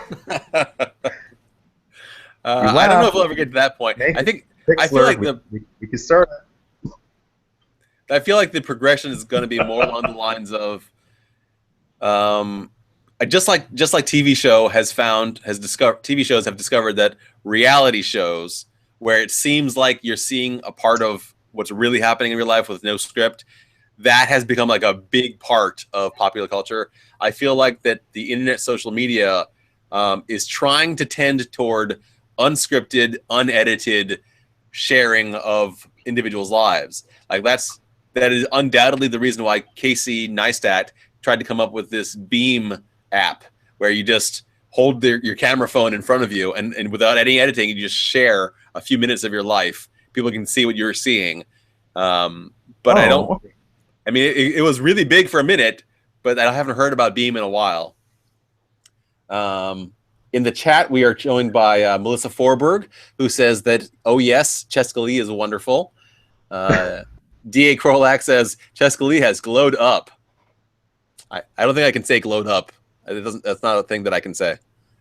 You did good. It's okay. Yeah, you did well. I Yeah. appreciate that. Joshua, 24 hours a year, says, had a wonderful moment when Meow It's Lucy from YouTube recognized my username at Summer in the City 2014. That is cool. That's cool. I know that Lucy has got hundreds of thousands of people following her, so it's nice that she remembers your username.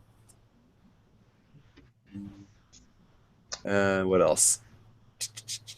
Matt Palka says it's a testament to our commitment to friends and ability to empathize. And finally, D.A. Krolak says, what about Boomerang by IG? 2 seconds. I don't know what that is. Is that like a micro Instagram video? Is that the one that lets you? I think that's the one that. Yeah, you're basically. It's like the Harry Potter. You're kind of just doing a video portrait kind of thing. So I think Yes, you I've do a seen very short. You those. do a very short movie. Yeah.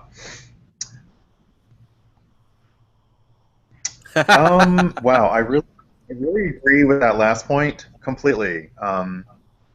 my place is a mess all the time, and it will never look like I live in a magazine, and that gives me great stress all the time. I mean, likewise. There's a reason why I always point my camera in specific directions in my videos and my live streams. Because if I turned it that way, you would see just how horrific my bedroom is. So you're never gonna see that direction. That was Steakachina Sabrina who said the only problem with an app that can share completely unedited footage of your life is that you always have to keep your place spotless. Yeah, I mean, if you care about that, some people don't care about that sort of thing, but it is hard for me to share how messy my life is. Oof. So the SPX issue topic made me think: do you keep up mostly with web comics, or do you also do print comics? Or I guess they're not necessarily print anymore, but like the big name comics, DC, Marvel, Image, etc. I do. I still have. I mean, I have like an entire folder of bookmarks for my webcomics, which I used to, like every morning. First thing is I would open all tabs and read all the comics, but then they would take breaks, and I would be less interested, or honestly, sometimes a particular artist or author would turn out to be an absolute asshole. I'm done with you for a while, or possibly permanently. I don't know. I mean, I still keep the classic comic books. Because I have enough long boxes of comic books that, like, if I kept collecting, I feel like I would just collapse on me, and that where people would find me eventually. I have So three long boxes. like I got rid of all the rest of them once when I got out of college. that is impressive. One of my weekend projects is to go back and catalog everything, make sure everything is done, and then try and sell off something, anything, or just give it away to some kid who would just really love a bunch of comics, because I don't really see them as an investment. I've read every one of them. I've never bought one just to not read, because that's silly to me. So yeah. Agreed. Were you also one of those teens who, like me, thought that you were building up this huge monetary investment that's going to, like, you could cash in as an adult and become rich?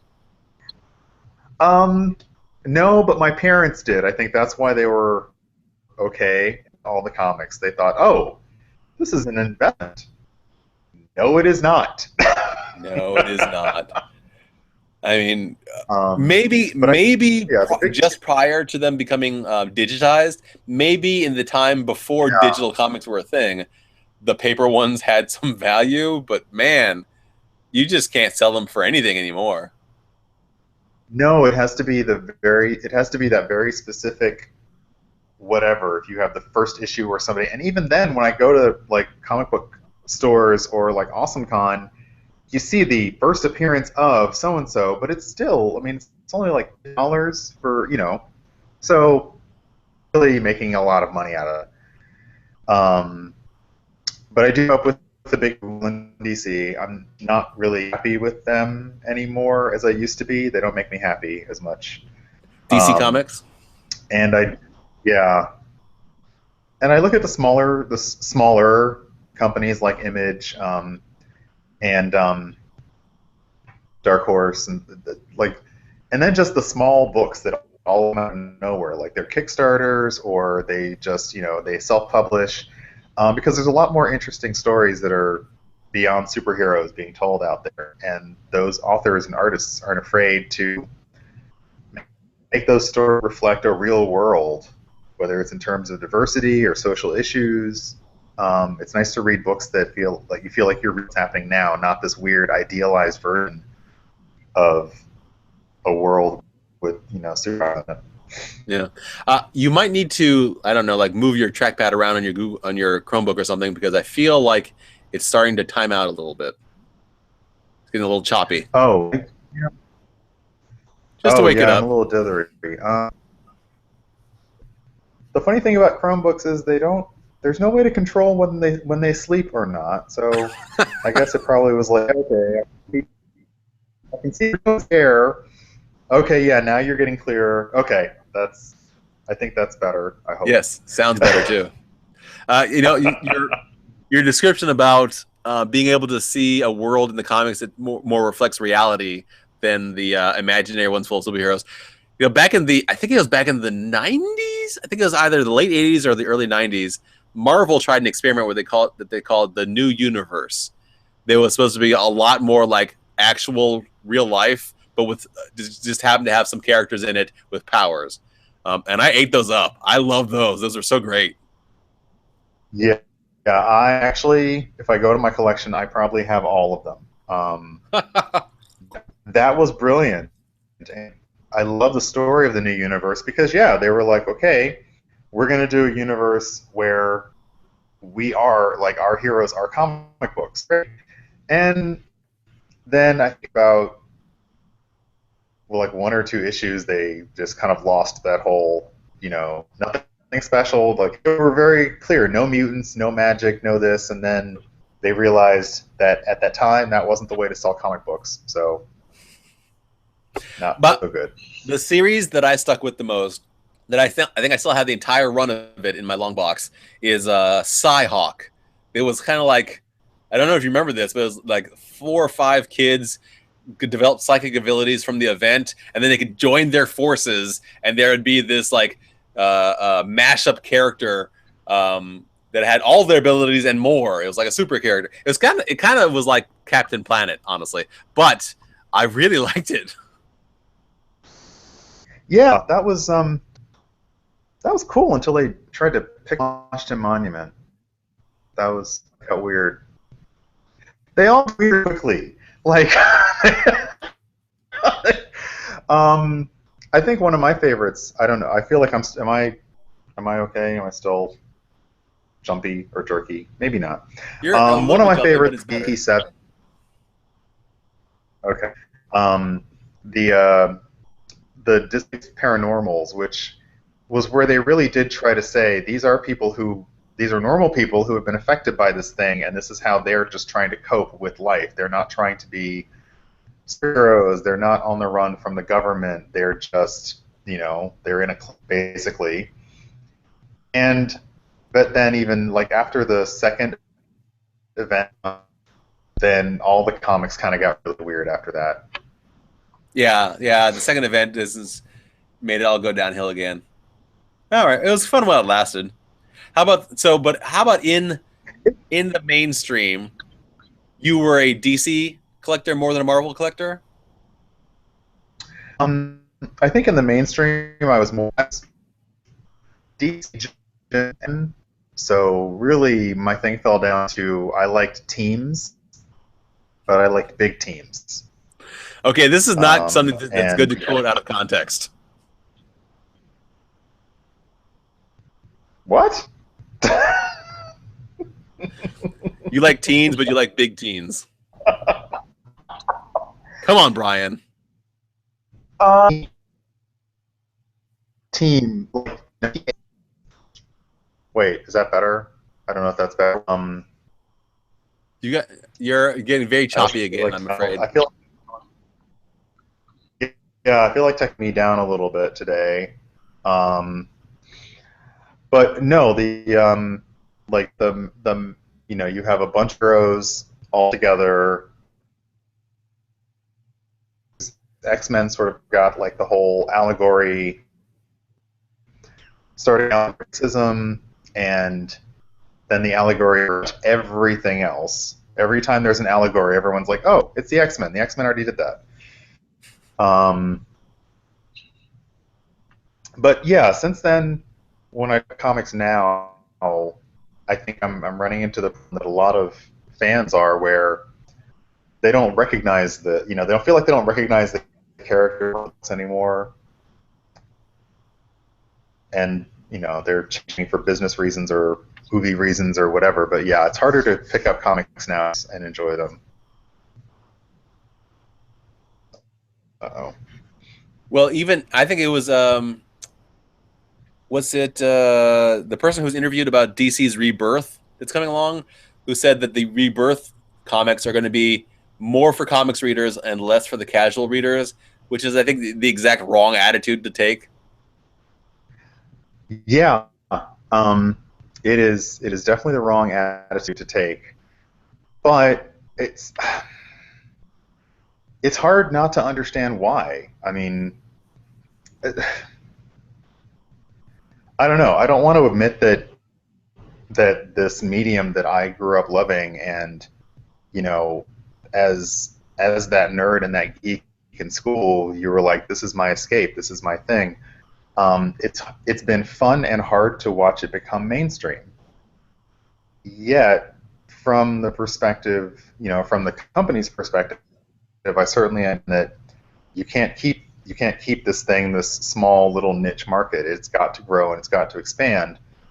But what they're doing with plots and characters and the way they're marketing stuff does definitely feel like this is not sometimes it feels like this is not my homework. Yeah, yeah. I mean, that's when I saw that they had Wonder Woman get together with Superman.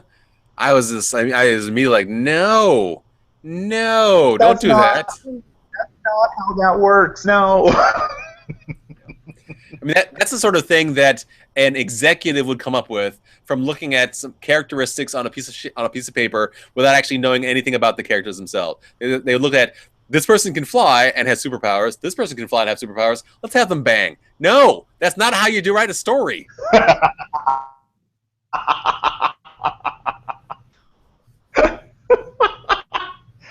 No, that is definitely not how that should work. Let's see here. I'm closing other tabs just in case, because I realize I'm using Chrome, and Chrome is a sucker for memory, so maybe that will help things a little bit better. No, and even Marvel is, I think DC has always been guilty of, they do a massive multi-issue event because they want to cut titles. Right. And Marvel does a massive multi-issue event because they want to actually create 15 new titles. Yeah, that's a good description of the two. And DC with the New 52, they were like, all right, we're going to do a whole bunch of new books, and then they just started canceling them left and right. They were like, nope. They were so closely tied to those sales numbers that they were just like, nope, slash that, cut that. That's not working. And I admit that I have not yet looked at the details of Rebirth, because I thought, oh, this is just DC doing what DC does. They're going to set everything back to the beginning again, and no fan is going to be happy. But from what I understand is they're doing a pricing structure, and they are renumbering some books, and they're going to put on new titles and possibly cancel some other ones. So it might not be so bad.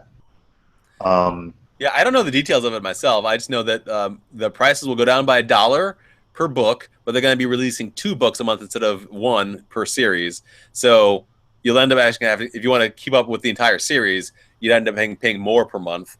And they're going to reset everything to number 1, except for one of their Batman series and one of their Superman series, just so you can see like how long it's been going on. So those are going to be like 940 something and 950 something. Okay. Yeah, it's weird. I don't know, and I only know about these details about it because I follow Kate Leth on Twitter, and she was tweeting about it. I adore her; she's fantastic. Wait, which book did she do? She has done some, I want to say, Batgirl, maybe. Okay. But she's mostly been doing Hellcat. Patsy Walker Hellcat. Yes. Okay. Yeah, I do. I follow her too. I follow a bunch of the comic creators. But one thing that I've noticed about following any group is that they tend to be very insular after a while. So sometimes I see them saying stuff, and I'm like, I don't even like. This has clearly evolved into a conversation that I would have to track back like 20 or 30 tweets. So I'm not really gonna worry about it right now. But yeah, a lot of the new books that come out, like Midnighter, I've been following, and sometimes I just get a wild hair, and I'm like, I just go to Comixology, and I'm like, well, let's just see what's new, what's been created. I really got into The Wicked and the Divine. Oh, that's huge. It's got huge talk, huge reviews. And recently also caught up on Sex Criminals, which I had the first 3 issues of Sex Criminals, and it was brilliant. It was so good. it is still really good and really fun. They have not dropped the momentum at all. Is that the one that Matt Fraction and his wife are doing? I believe no. Wait, no. Sex Criminals is Chip Zdarsky Chip. and the other guy. Crap, who's the other guy? I don't know. I mostly follow Chip because I think he's really cute. I think I was confusing the creators of Sex Criminal with the writers of Hawkeye. Oh yes, the Matt Fraction Hawkeye. I have heard is amazing, and I am going to sit down one weekend and just enjoy the heck out of that. I literally picked up one issue of Hawkeye because it was told from the perspective of his dog. Yes, it was so good. Pizza Dog was great. Oh man, that was fun. I guess it's weird because I still definitely consider myself like geeking out about stuff, comics, movies, sci-fi. I am slower to go see the movies simply because I generally I don't always enjoy seeing movies in theaters, especially with crowds. So sometimes I'm happy to wait until that comes to the home market. But right now I'm kind of probably planning a day off in the middle of the week to go see Deadpool, simply because I'm pretty sure if I wait much longer, somebody is going to ruin it. Although I'm not sure the movie even can be ruined. I don't think it can. I think the whole nature of it is that, like, even if you know everything that's going to happen, it's still just so outrageous that if you enjoy that kind of thing, you're going to enjoy it. Yeah. In the chat, Sabrina Stakachino says that Matt Fraction is the other guy. Okay, so I wasn't completely wrong. Sex Criminals must be Chip and Matt. Okay. Got it.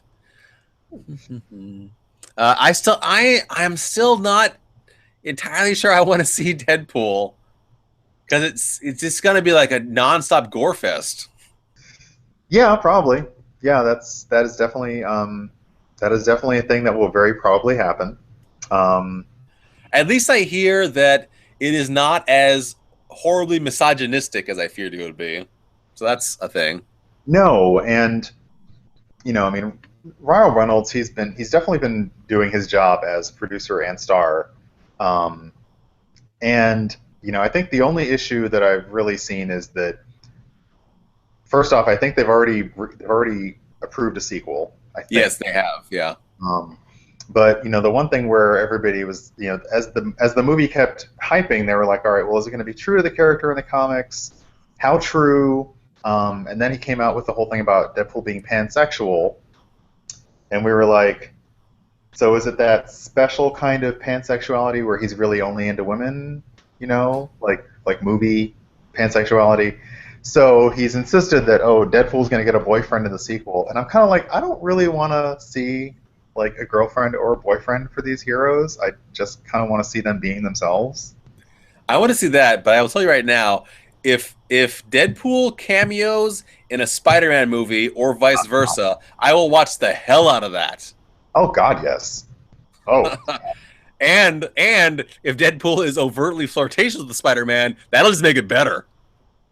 My secret wish would be for them to work out whatever their contract issues are, just so we can have innocuous Deadpool cameos in these movies. Like not even like anyone else acknowledging him. Like all of a sudden he's just in the kitchen at like Avengers Tower, or he's buying a hot dog from somebody on the street, and he's just there, and he like waves at the audience, and he's there for like a second, and that's it. Like I tweeted exactly that same idea. I swear I did. I think that would be brilliant. I agree. And like even if he stayed with, I think Fox owns him. Even if Fox continued to own his license, it would just be beneficial to everybody to have him just in every damn Marvel franchise movie. Why not? Because like imagine if he had been in Fantastic Four, he'd have been the only good part of it. Yeah, I didn't see that yet, and I'm not sure I want to. I mean, it's neat to watch. There are some neat effects. It's basically all I can say about it. You make it sound like it's very neat. It's really not, but the effects are cool.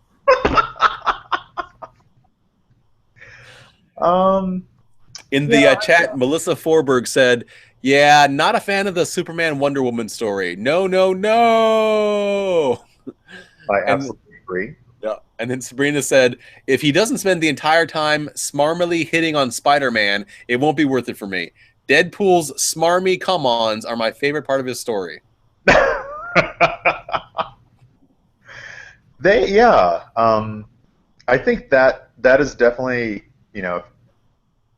if you were boiled down to like a two-note joke, like the one of the notes is definitely his hitting on people. One of my favorite scenes where it was Thor, I think, was trying to, Yes, he's holding him up. something, and he just starts talking and says, "And I think you're very attractive." And Thor's like, "What? What?" And then Thor's like, "Oh, gotta go." So yeah, I think that would be great. I also love when the comic. I guess the thing is, I also like when the comics take Deadpool to a very dark place. Um, there have been multiple ones where like Deadpool kills the Marvel Universe, Deadpool kills X, Y, Z, and it all is based on the fact that he realizes he's a comic book character, and he realizes he's in fiction, and one, maybe nothing he does matter, maybe everything he does matter, but he just doesn't care. And the if you've not seen it, oh, it's not Deadpool kills the Marvel Universe. It's the one where he's trying to kill characters in fiction. Um, and the premise is that by killing fictional characters, he's actually killing the inspiration for superheroes. So he goes to like classic literature and kills these characters, and it's That like, sounds brilliant. but based on like killing, you know, Tom Sawyer and Huck Finn, you've basically killed the concept of the buddy comic book, and so all these other comic book characters are now going to never exist because of this. So it is kind of brilliant, and it's got a little sinister turn to it, but it's Deadpool at one of his darkest. It's definitely not funny Deadpool, although there are jokes, but it is definitely what is the Marvel Max imprint, because it's kind of more for mature readers or whatever. For people who feel okay reading profanity. Profanity, yeah, and lots and lots and lots of blood. Yikes. Yeah, that's the only thing is like I know people don't want to see Deadpool because they like it's probably going to be bloody, because it got the rating, so Yep. they can do the thing. Yeah. I did such a head desk when people complained about taking kids to Deadpool and not being forewarned that it was going to be unsuitable for kids. That's why they have the movie ratings. That's Yep. why the MPAA exists. Yeah. Yeah. That's why sometimes we talked about like Facebook internet. I sometimes have a hard time believing Facebook internet is real. Because it's just so unbelievably unthinking. You can't possibly really believe these things. There's no way you think these things. This has got to be a page trying to go viral or something. This can't be real. But yeah, no, I don't know. I mean, the only thing I saw, which was, I understood the reason for it, and somebody had a petition, and it was like a change.org petition, which we know how effective those are, to have an edited version of Deadpool, like a PG-13 version of Deadpool. And I was like, I get it, because, yeah, your child may be a huge fan of Deadpool. I'm not sure they've been reading the same Deadpool we've all been reading if they're a huge fan of it and you're okay with it. And I was like, okay, fine, put an edited version on the DVD or the Blu-ray, but you're not going to get one of those in theaters. Just nope. And I kind of hope that they do release the Deadpool DVD with, like a very trimmed down version, or just, I'm sure most blood splatter is digital now, so they just can take that out. So I hope that they do that, but not in the theater. No, I mean, it worked for the R rating. Just let it do its thing. Oh yeah, I don't like, my response to the fact that I don't want to see gore is not to complain that they should change Deadpool. It's to choose not to see it in the theater. Exactly. That's my reaction to it. But on the other hand, if there were a PG-13 version of Deadpool on the DVD or available for streaming, I would probably watch that version. I would probably be able to enjoy it, because like my exposure to Deadpool was never in any of the off imprint titles. It was always in the main Marvel universe, and like prior to 2010 when it was all very sanitized. Yeah. So like I saw Deadpool making fun of Hulk. I saw Deadpool making fun of Wolverine. I saw Deadpool interacting with Spider-Man. And those were my exposures to him. And I thought he was great. And then I discovered that there were all these darker, more adult imprints where he like is seriously off the chain. And those were not as interesting to me. I could see his appeal, but I just liked him being goofy and unbound by rules in the regular universe. Yeah, and that's, I mean, and yeah, those other imprints do, they have their benefits in terms of the writing can also be a little more rich. But yeah, it's like how for a long time, kids are big fans of Wolverine, and I would always kind of bristle at that. I'm like, how can you be a fan of Wolverine? He's basically just point and shoot. Like, yeah, he's just a killer. He can't. Like, if he actually uses the parts of him that make him Wolverine, then he's nothing but a killer. Right, and it's the same thing. I always say it's the same thing with people who are super fans of Batman. I'm like, he doesn't even have superpowers to not get into fights. Like, that's all he does. Maybe he doesn't use guns, but he uses bombs and missiles. So okay, but yeah, so I definitely appreciate the comic books being comics. And anytime killing is a thing, it should be that hard choice that sticks with the character and sticks with the reader. And one of the Excalibur books had somebody talking about like a quote from Professor X where it's like murder is for the unimaginative. Like, yes, that's how comics should work. But at the same point, how do you write How do you write characters with weapons and swords and blades? And it's like, so yeah, I kind of see where they are, but at the same point, I do prefer my comic books to be fun and not too super heavy. Like even when did the massacres, I was like, oh, that's kind of dark for you guys. You guys want to pull back on that? No? Okay. I mean, because of those same concerns, I have some trepidations about what's going to happen with Punisher on Daredevil. I mean, Daredevil was itself very violent. It was, and Jessica Jones was pretty darn violent as well, in a slightly different way. But Punisher is about killing people with guns. Like, even as an anti-hero, he's about killing people with guns. Yeah, there's really there's no like interpretation of that where he's not a killer. Yep. So I've always, like, again, I don't know if I mentioned this, but like I grew up with my favorite superhero being Spider-Man. And if I went into the DC continuity, I liked Superman. And I like them both because they're Boy Scouts. I like them both because they are really concerned with doing the right thing with their power. Yeah. So when Punisher showed up in Spider-Man comics, I didn't view him as an anti-hero hero. I just viewed him as a bad guy. Like, I didn't understand why other people thought he was a good guy. He's killing people.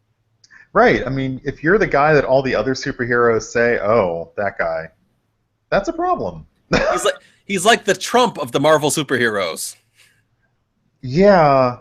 And it'd be different if they used him in a shield way, like we need him to do the things that maybe we can't bring ourselves to do. But no. And what's interesting is, like, Punisher is basically Batman. Mm-hmm. Like, he basically had a really bad day once, and now he's taking out vengeance. He's poor Batman is what he is.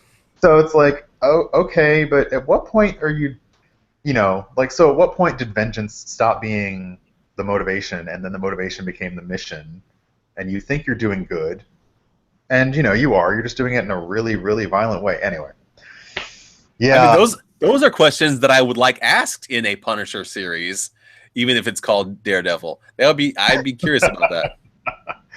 Yeah, I mean, because Daredevil's definitely, I mean, especially considering that the character still does love the law, as he does.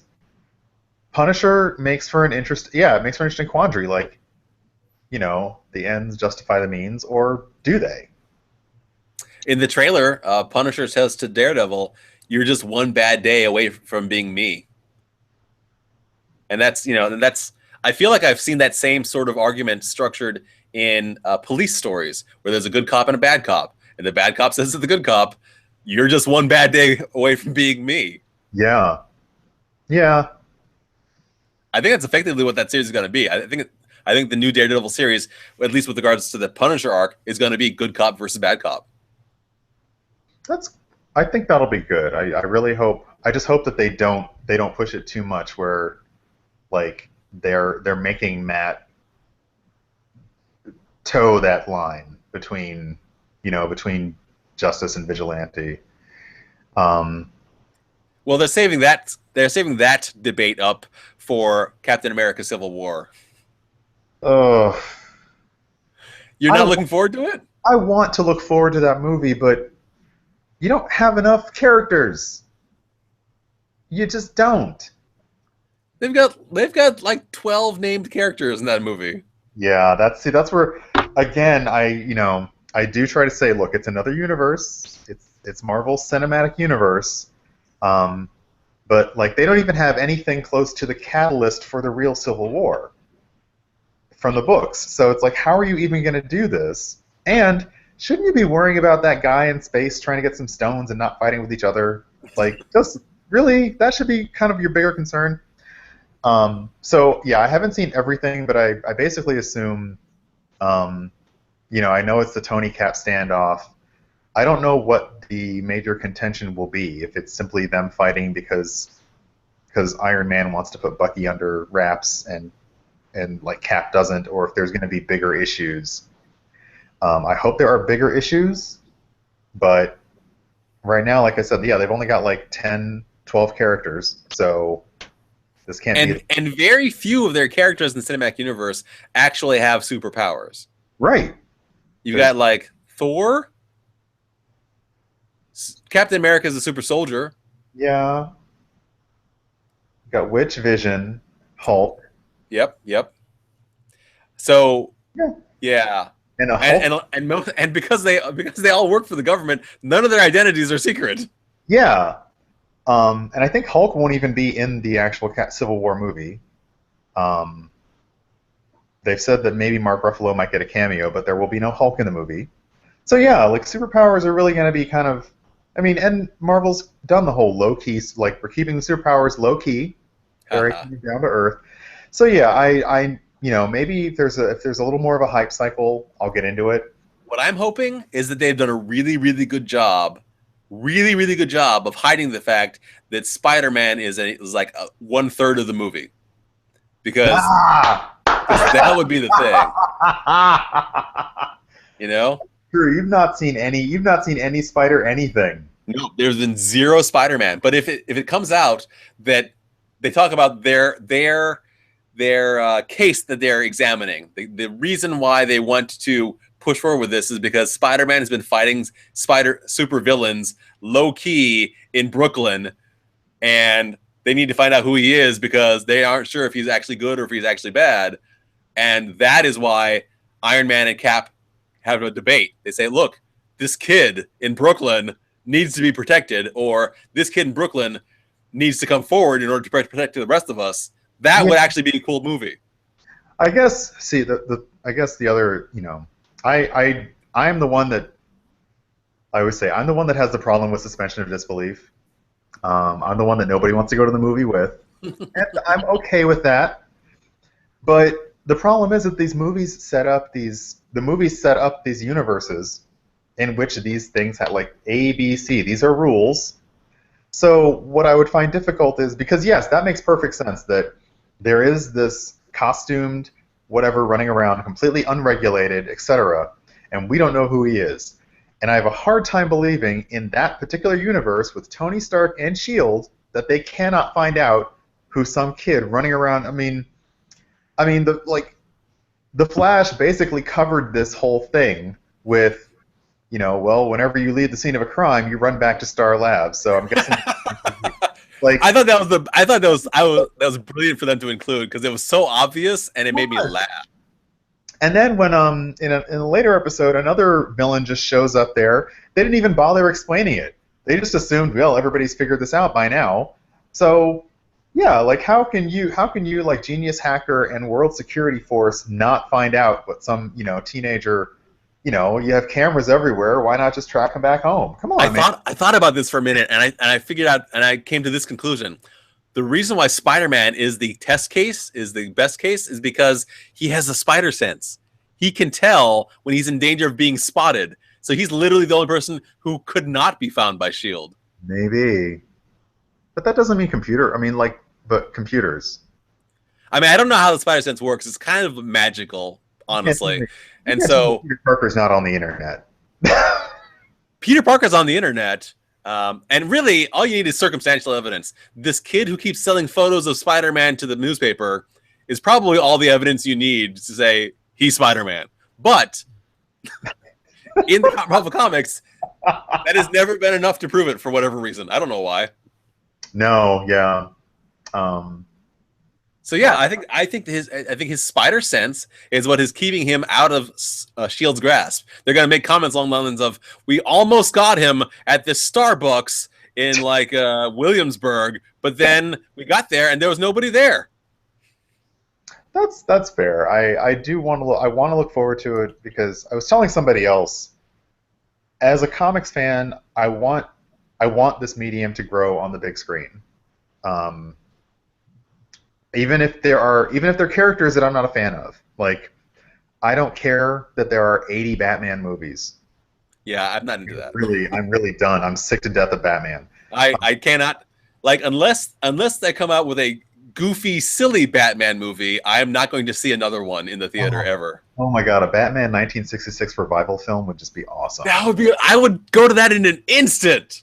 Or if they did like a Batman from the Brave and the Bold, that style of Batman. Oh my gosh, that would be fun. That would be great as well. But I have zero interest in seeing any other dark Batmans. Ben Affleck can darken the hell out of Batman all he wants. I am zero interested.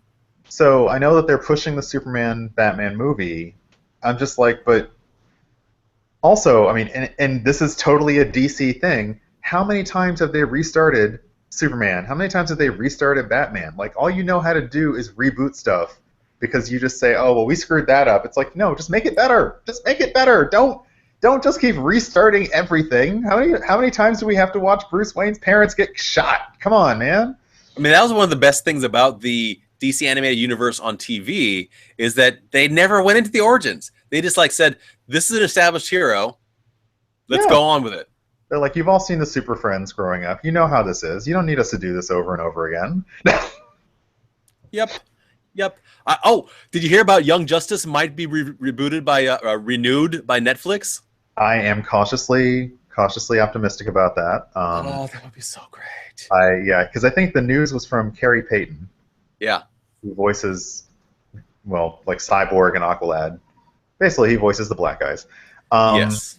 And so I am cautiously optimistic, and Netflix has the goods. I mean, who knew that like Hulu and Netflix would all of a sudden be like network contenders now? So yeah, I hope it comes back because, and the main reason I hope it comes back is because they left this massive hanging plot thread that was never resolved. Yeah. I need to know what happened. I mean, I don't want to spoil it for anybody who hasn't seen Young Justice yet, because like now is a perfect time to watch it on Netflix. Please do. But yeah, when that character that I loved died at the end of season 2, and then I thought, okay, what happens next? They got canceled. Yup. Oh, I can't even blame Moffat for that one. It's I want to blame somebody. I want to blame somebody for that, but it's just like faceless network executives. It's fine. Just go ahead and blame him. He's used to it. He is. Yeah. Hey, surprise, surprise! It is 2:00. Oh yeah. So it is. This has gone by much faster than expected. Well, you know, once we get into talking about nerdy and geeky stuff, it tends to fly by pretty quick.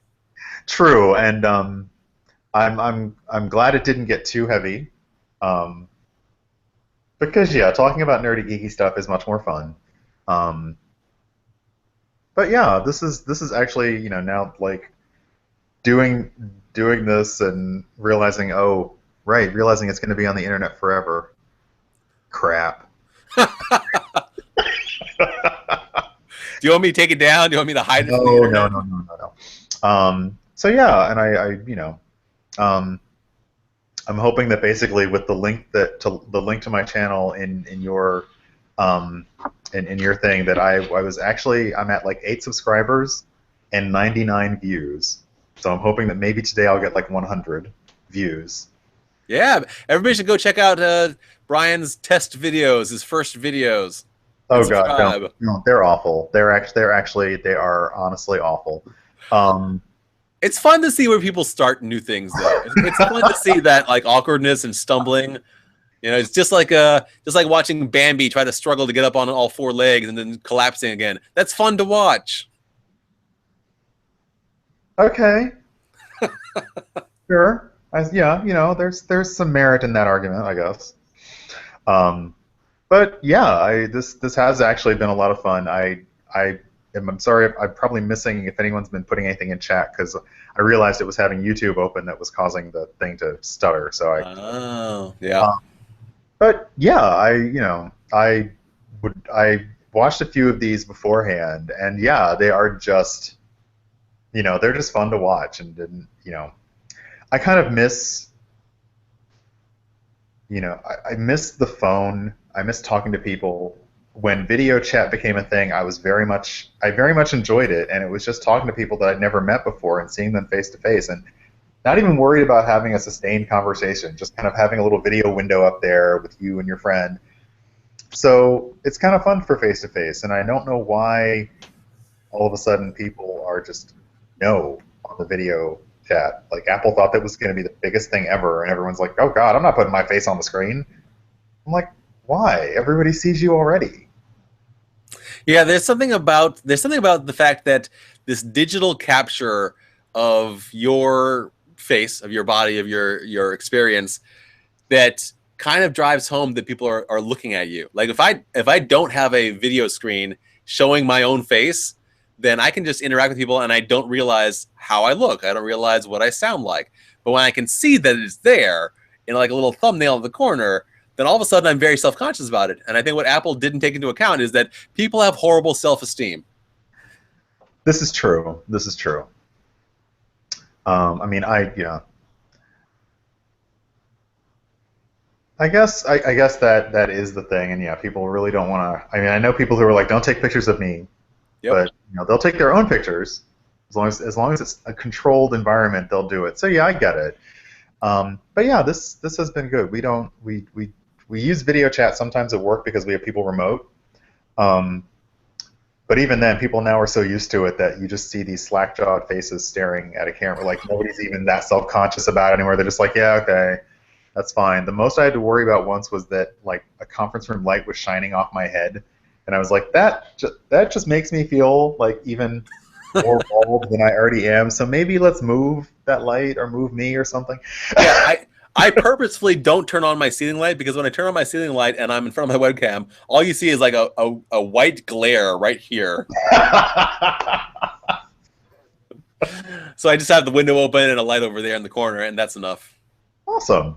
Yeah, yeah. No, this has been great. I've been really glad I got this chance to honestly get to know you better a little bit and have a conversation with you. And it was nice that a couple people joined in the chats.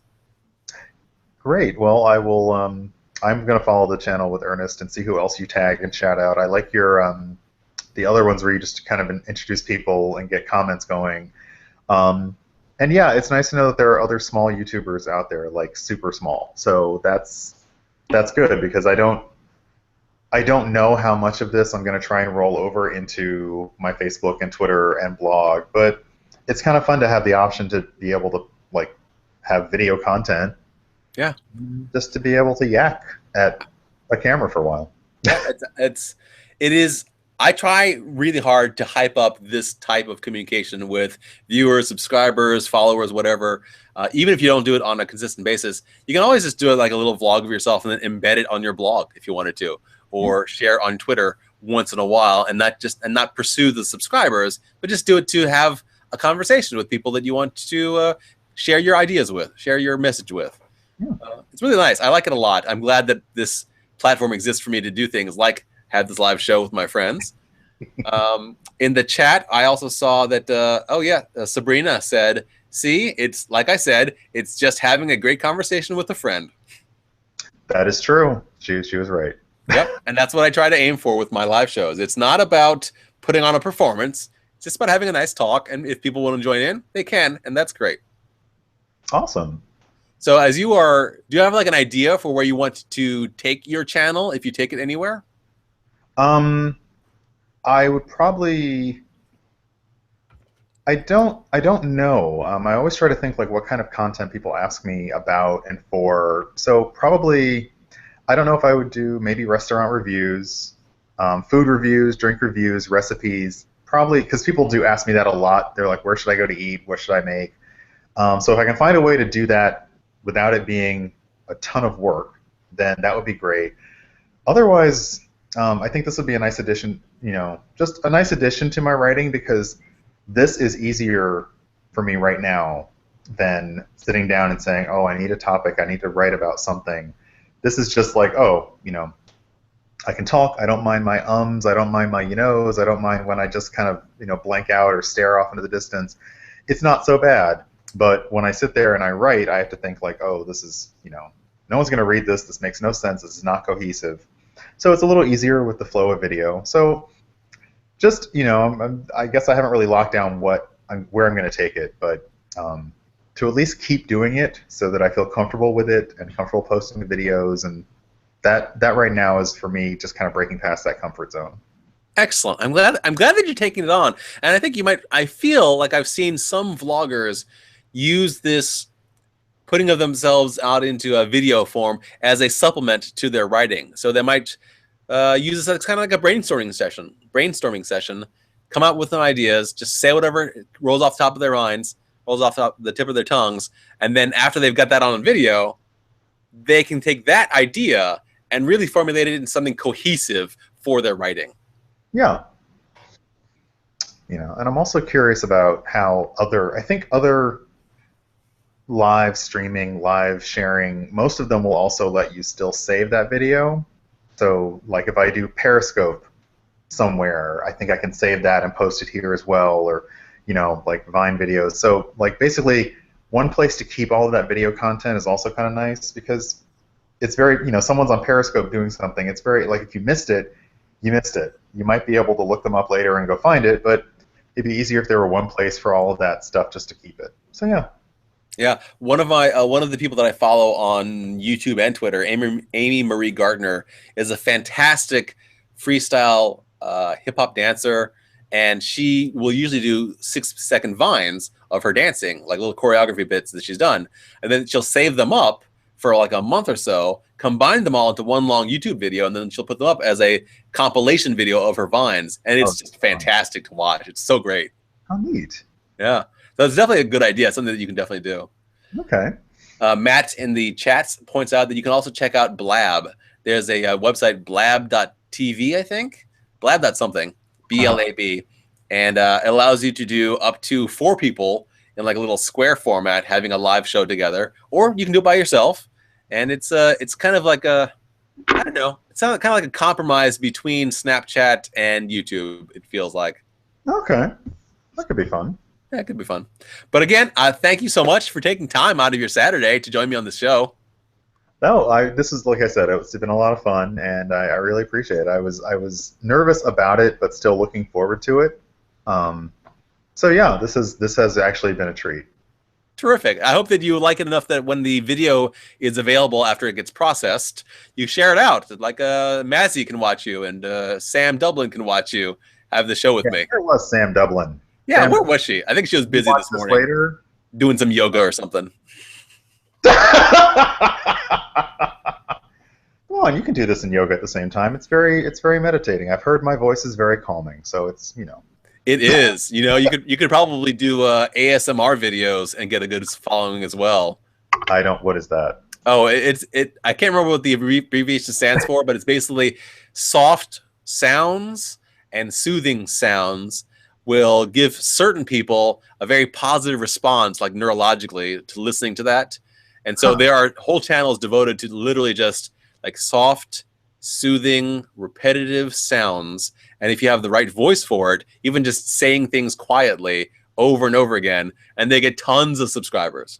Wow, I would have to be super subversive with that and say the most like horrific, demotivational things ever, but say them in the awesome voice. Just to like, I would have to do that. Just Just That to would be brilliant. I'd actually like to see that. Okay. Well, So I will let you get back to the rest of your Saturday. hey. Thank you for joining me. Thank you to the people in the chats and the viewers for joining us, watching this and talking to us. And at the end of all of my video things is where I tell people that tomorrow will be even better. Bye, everybody.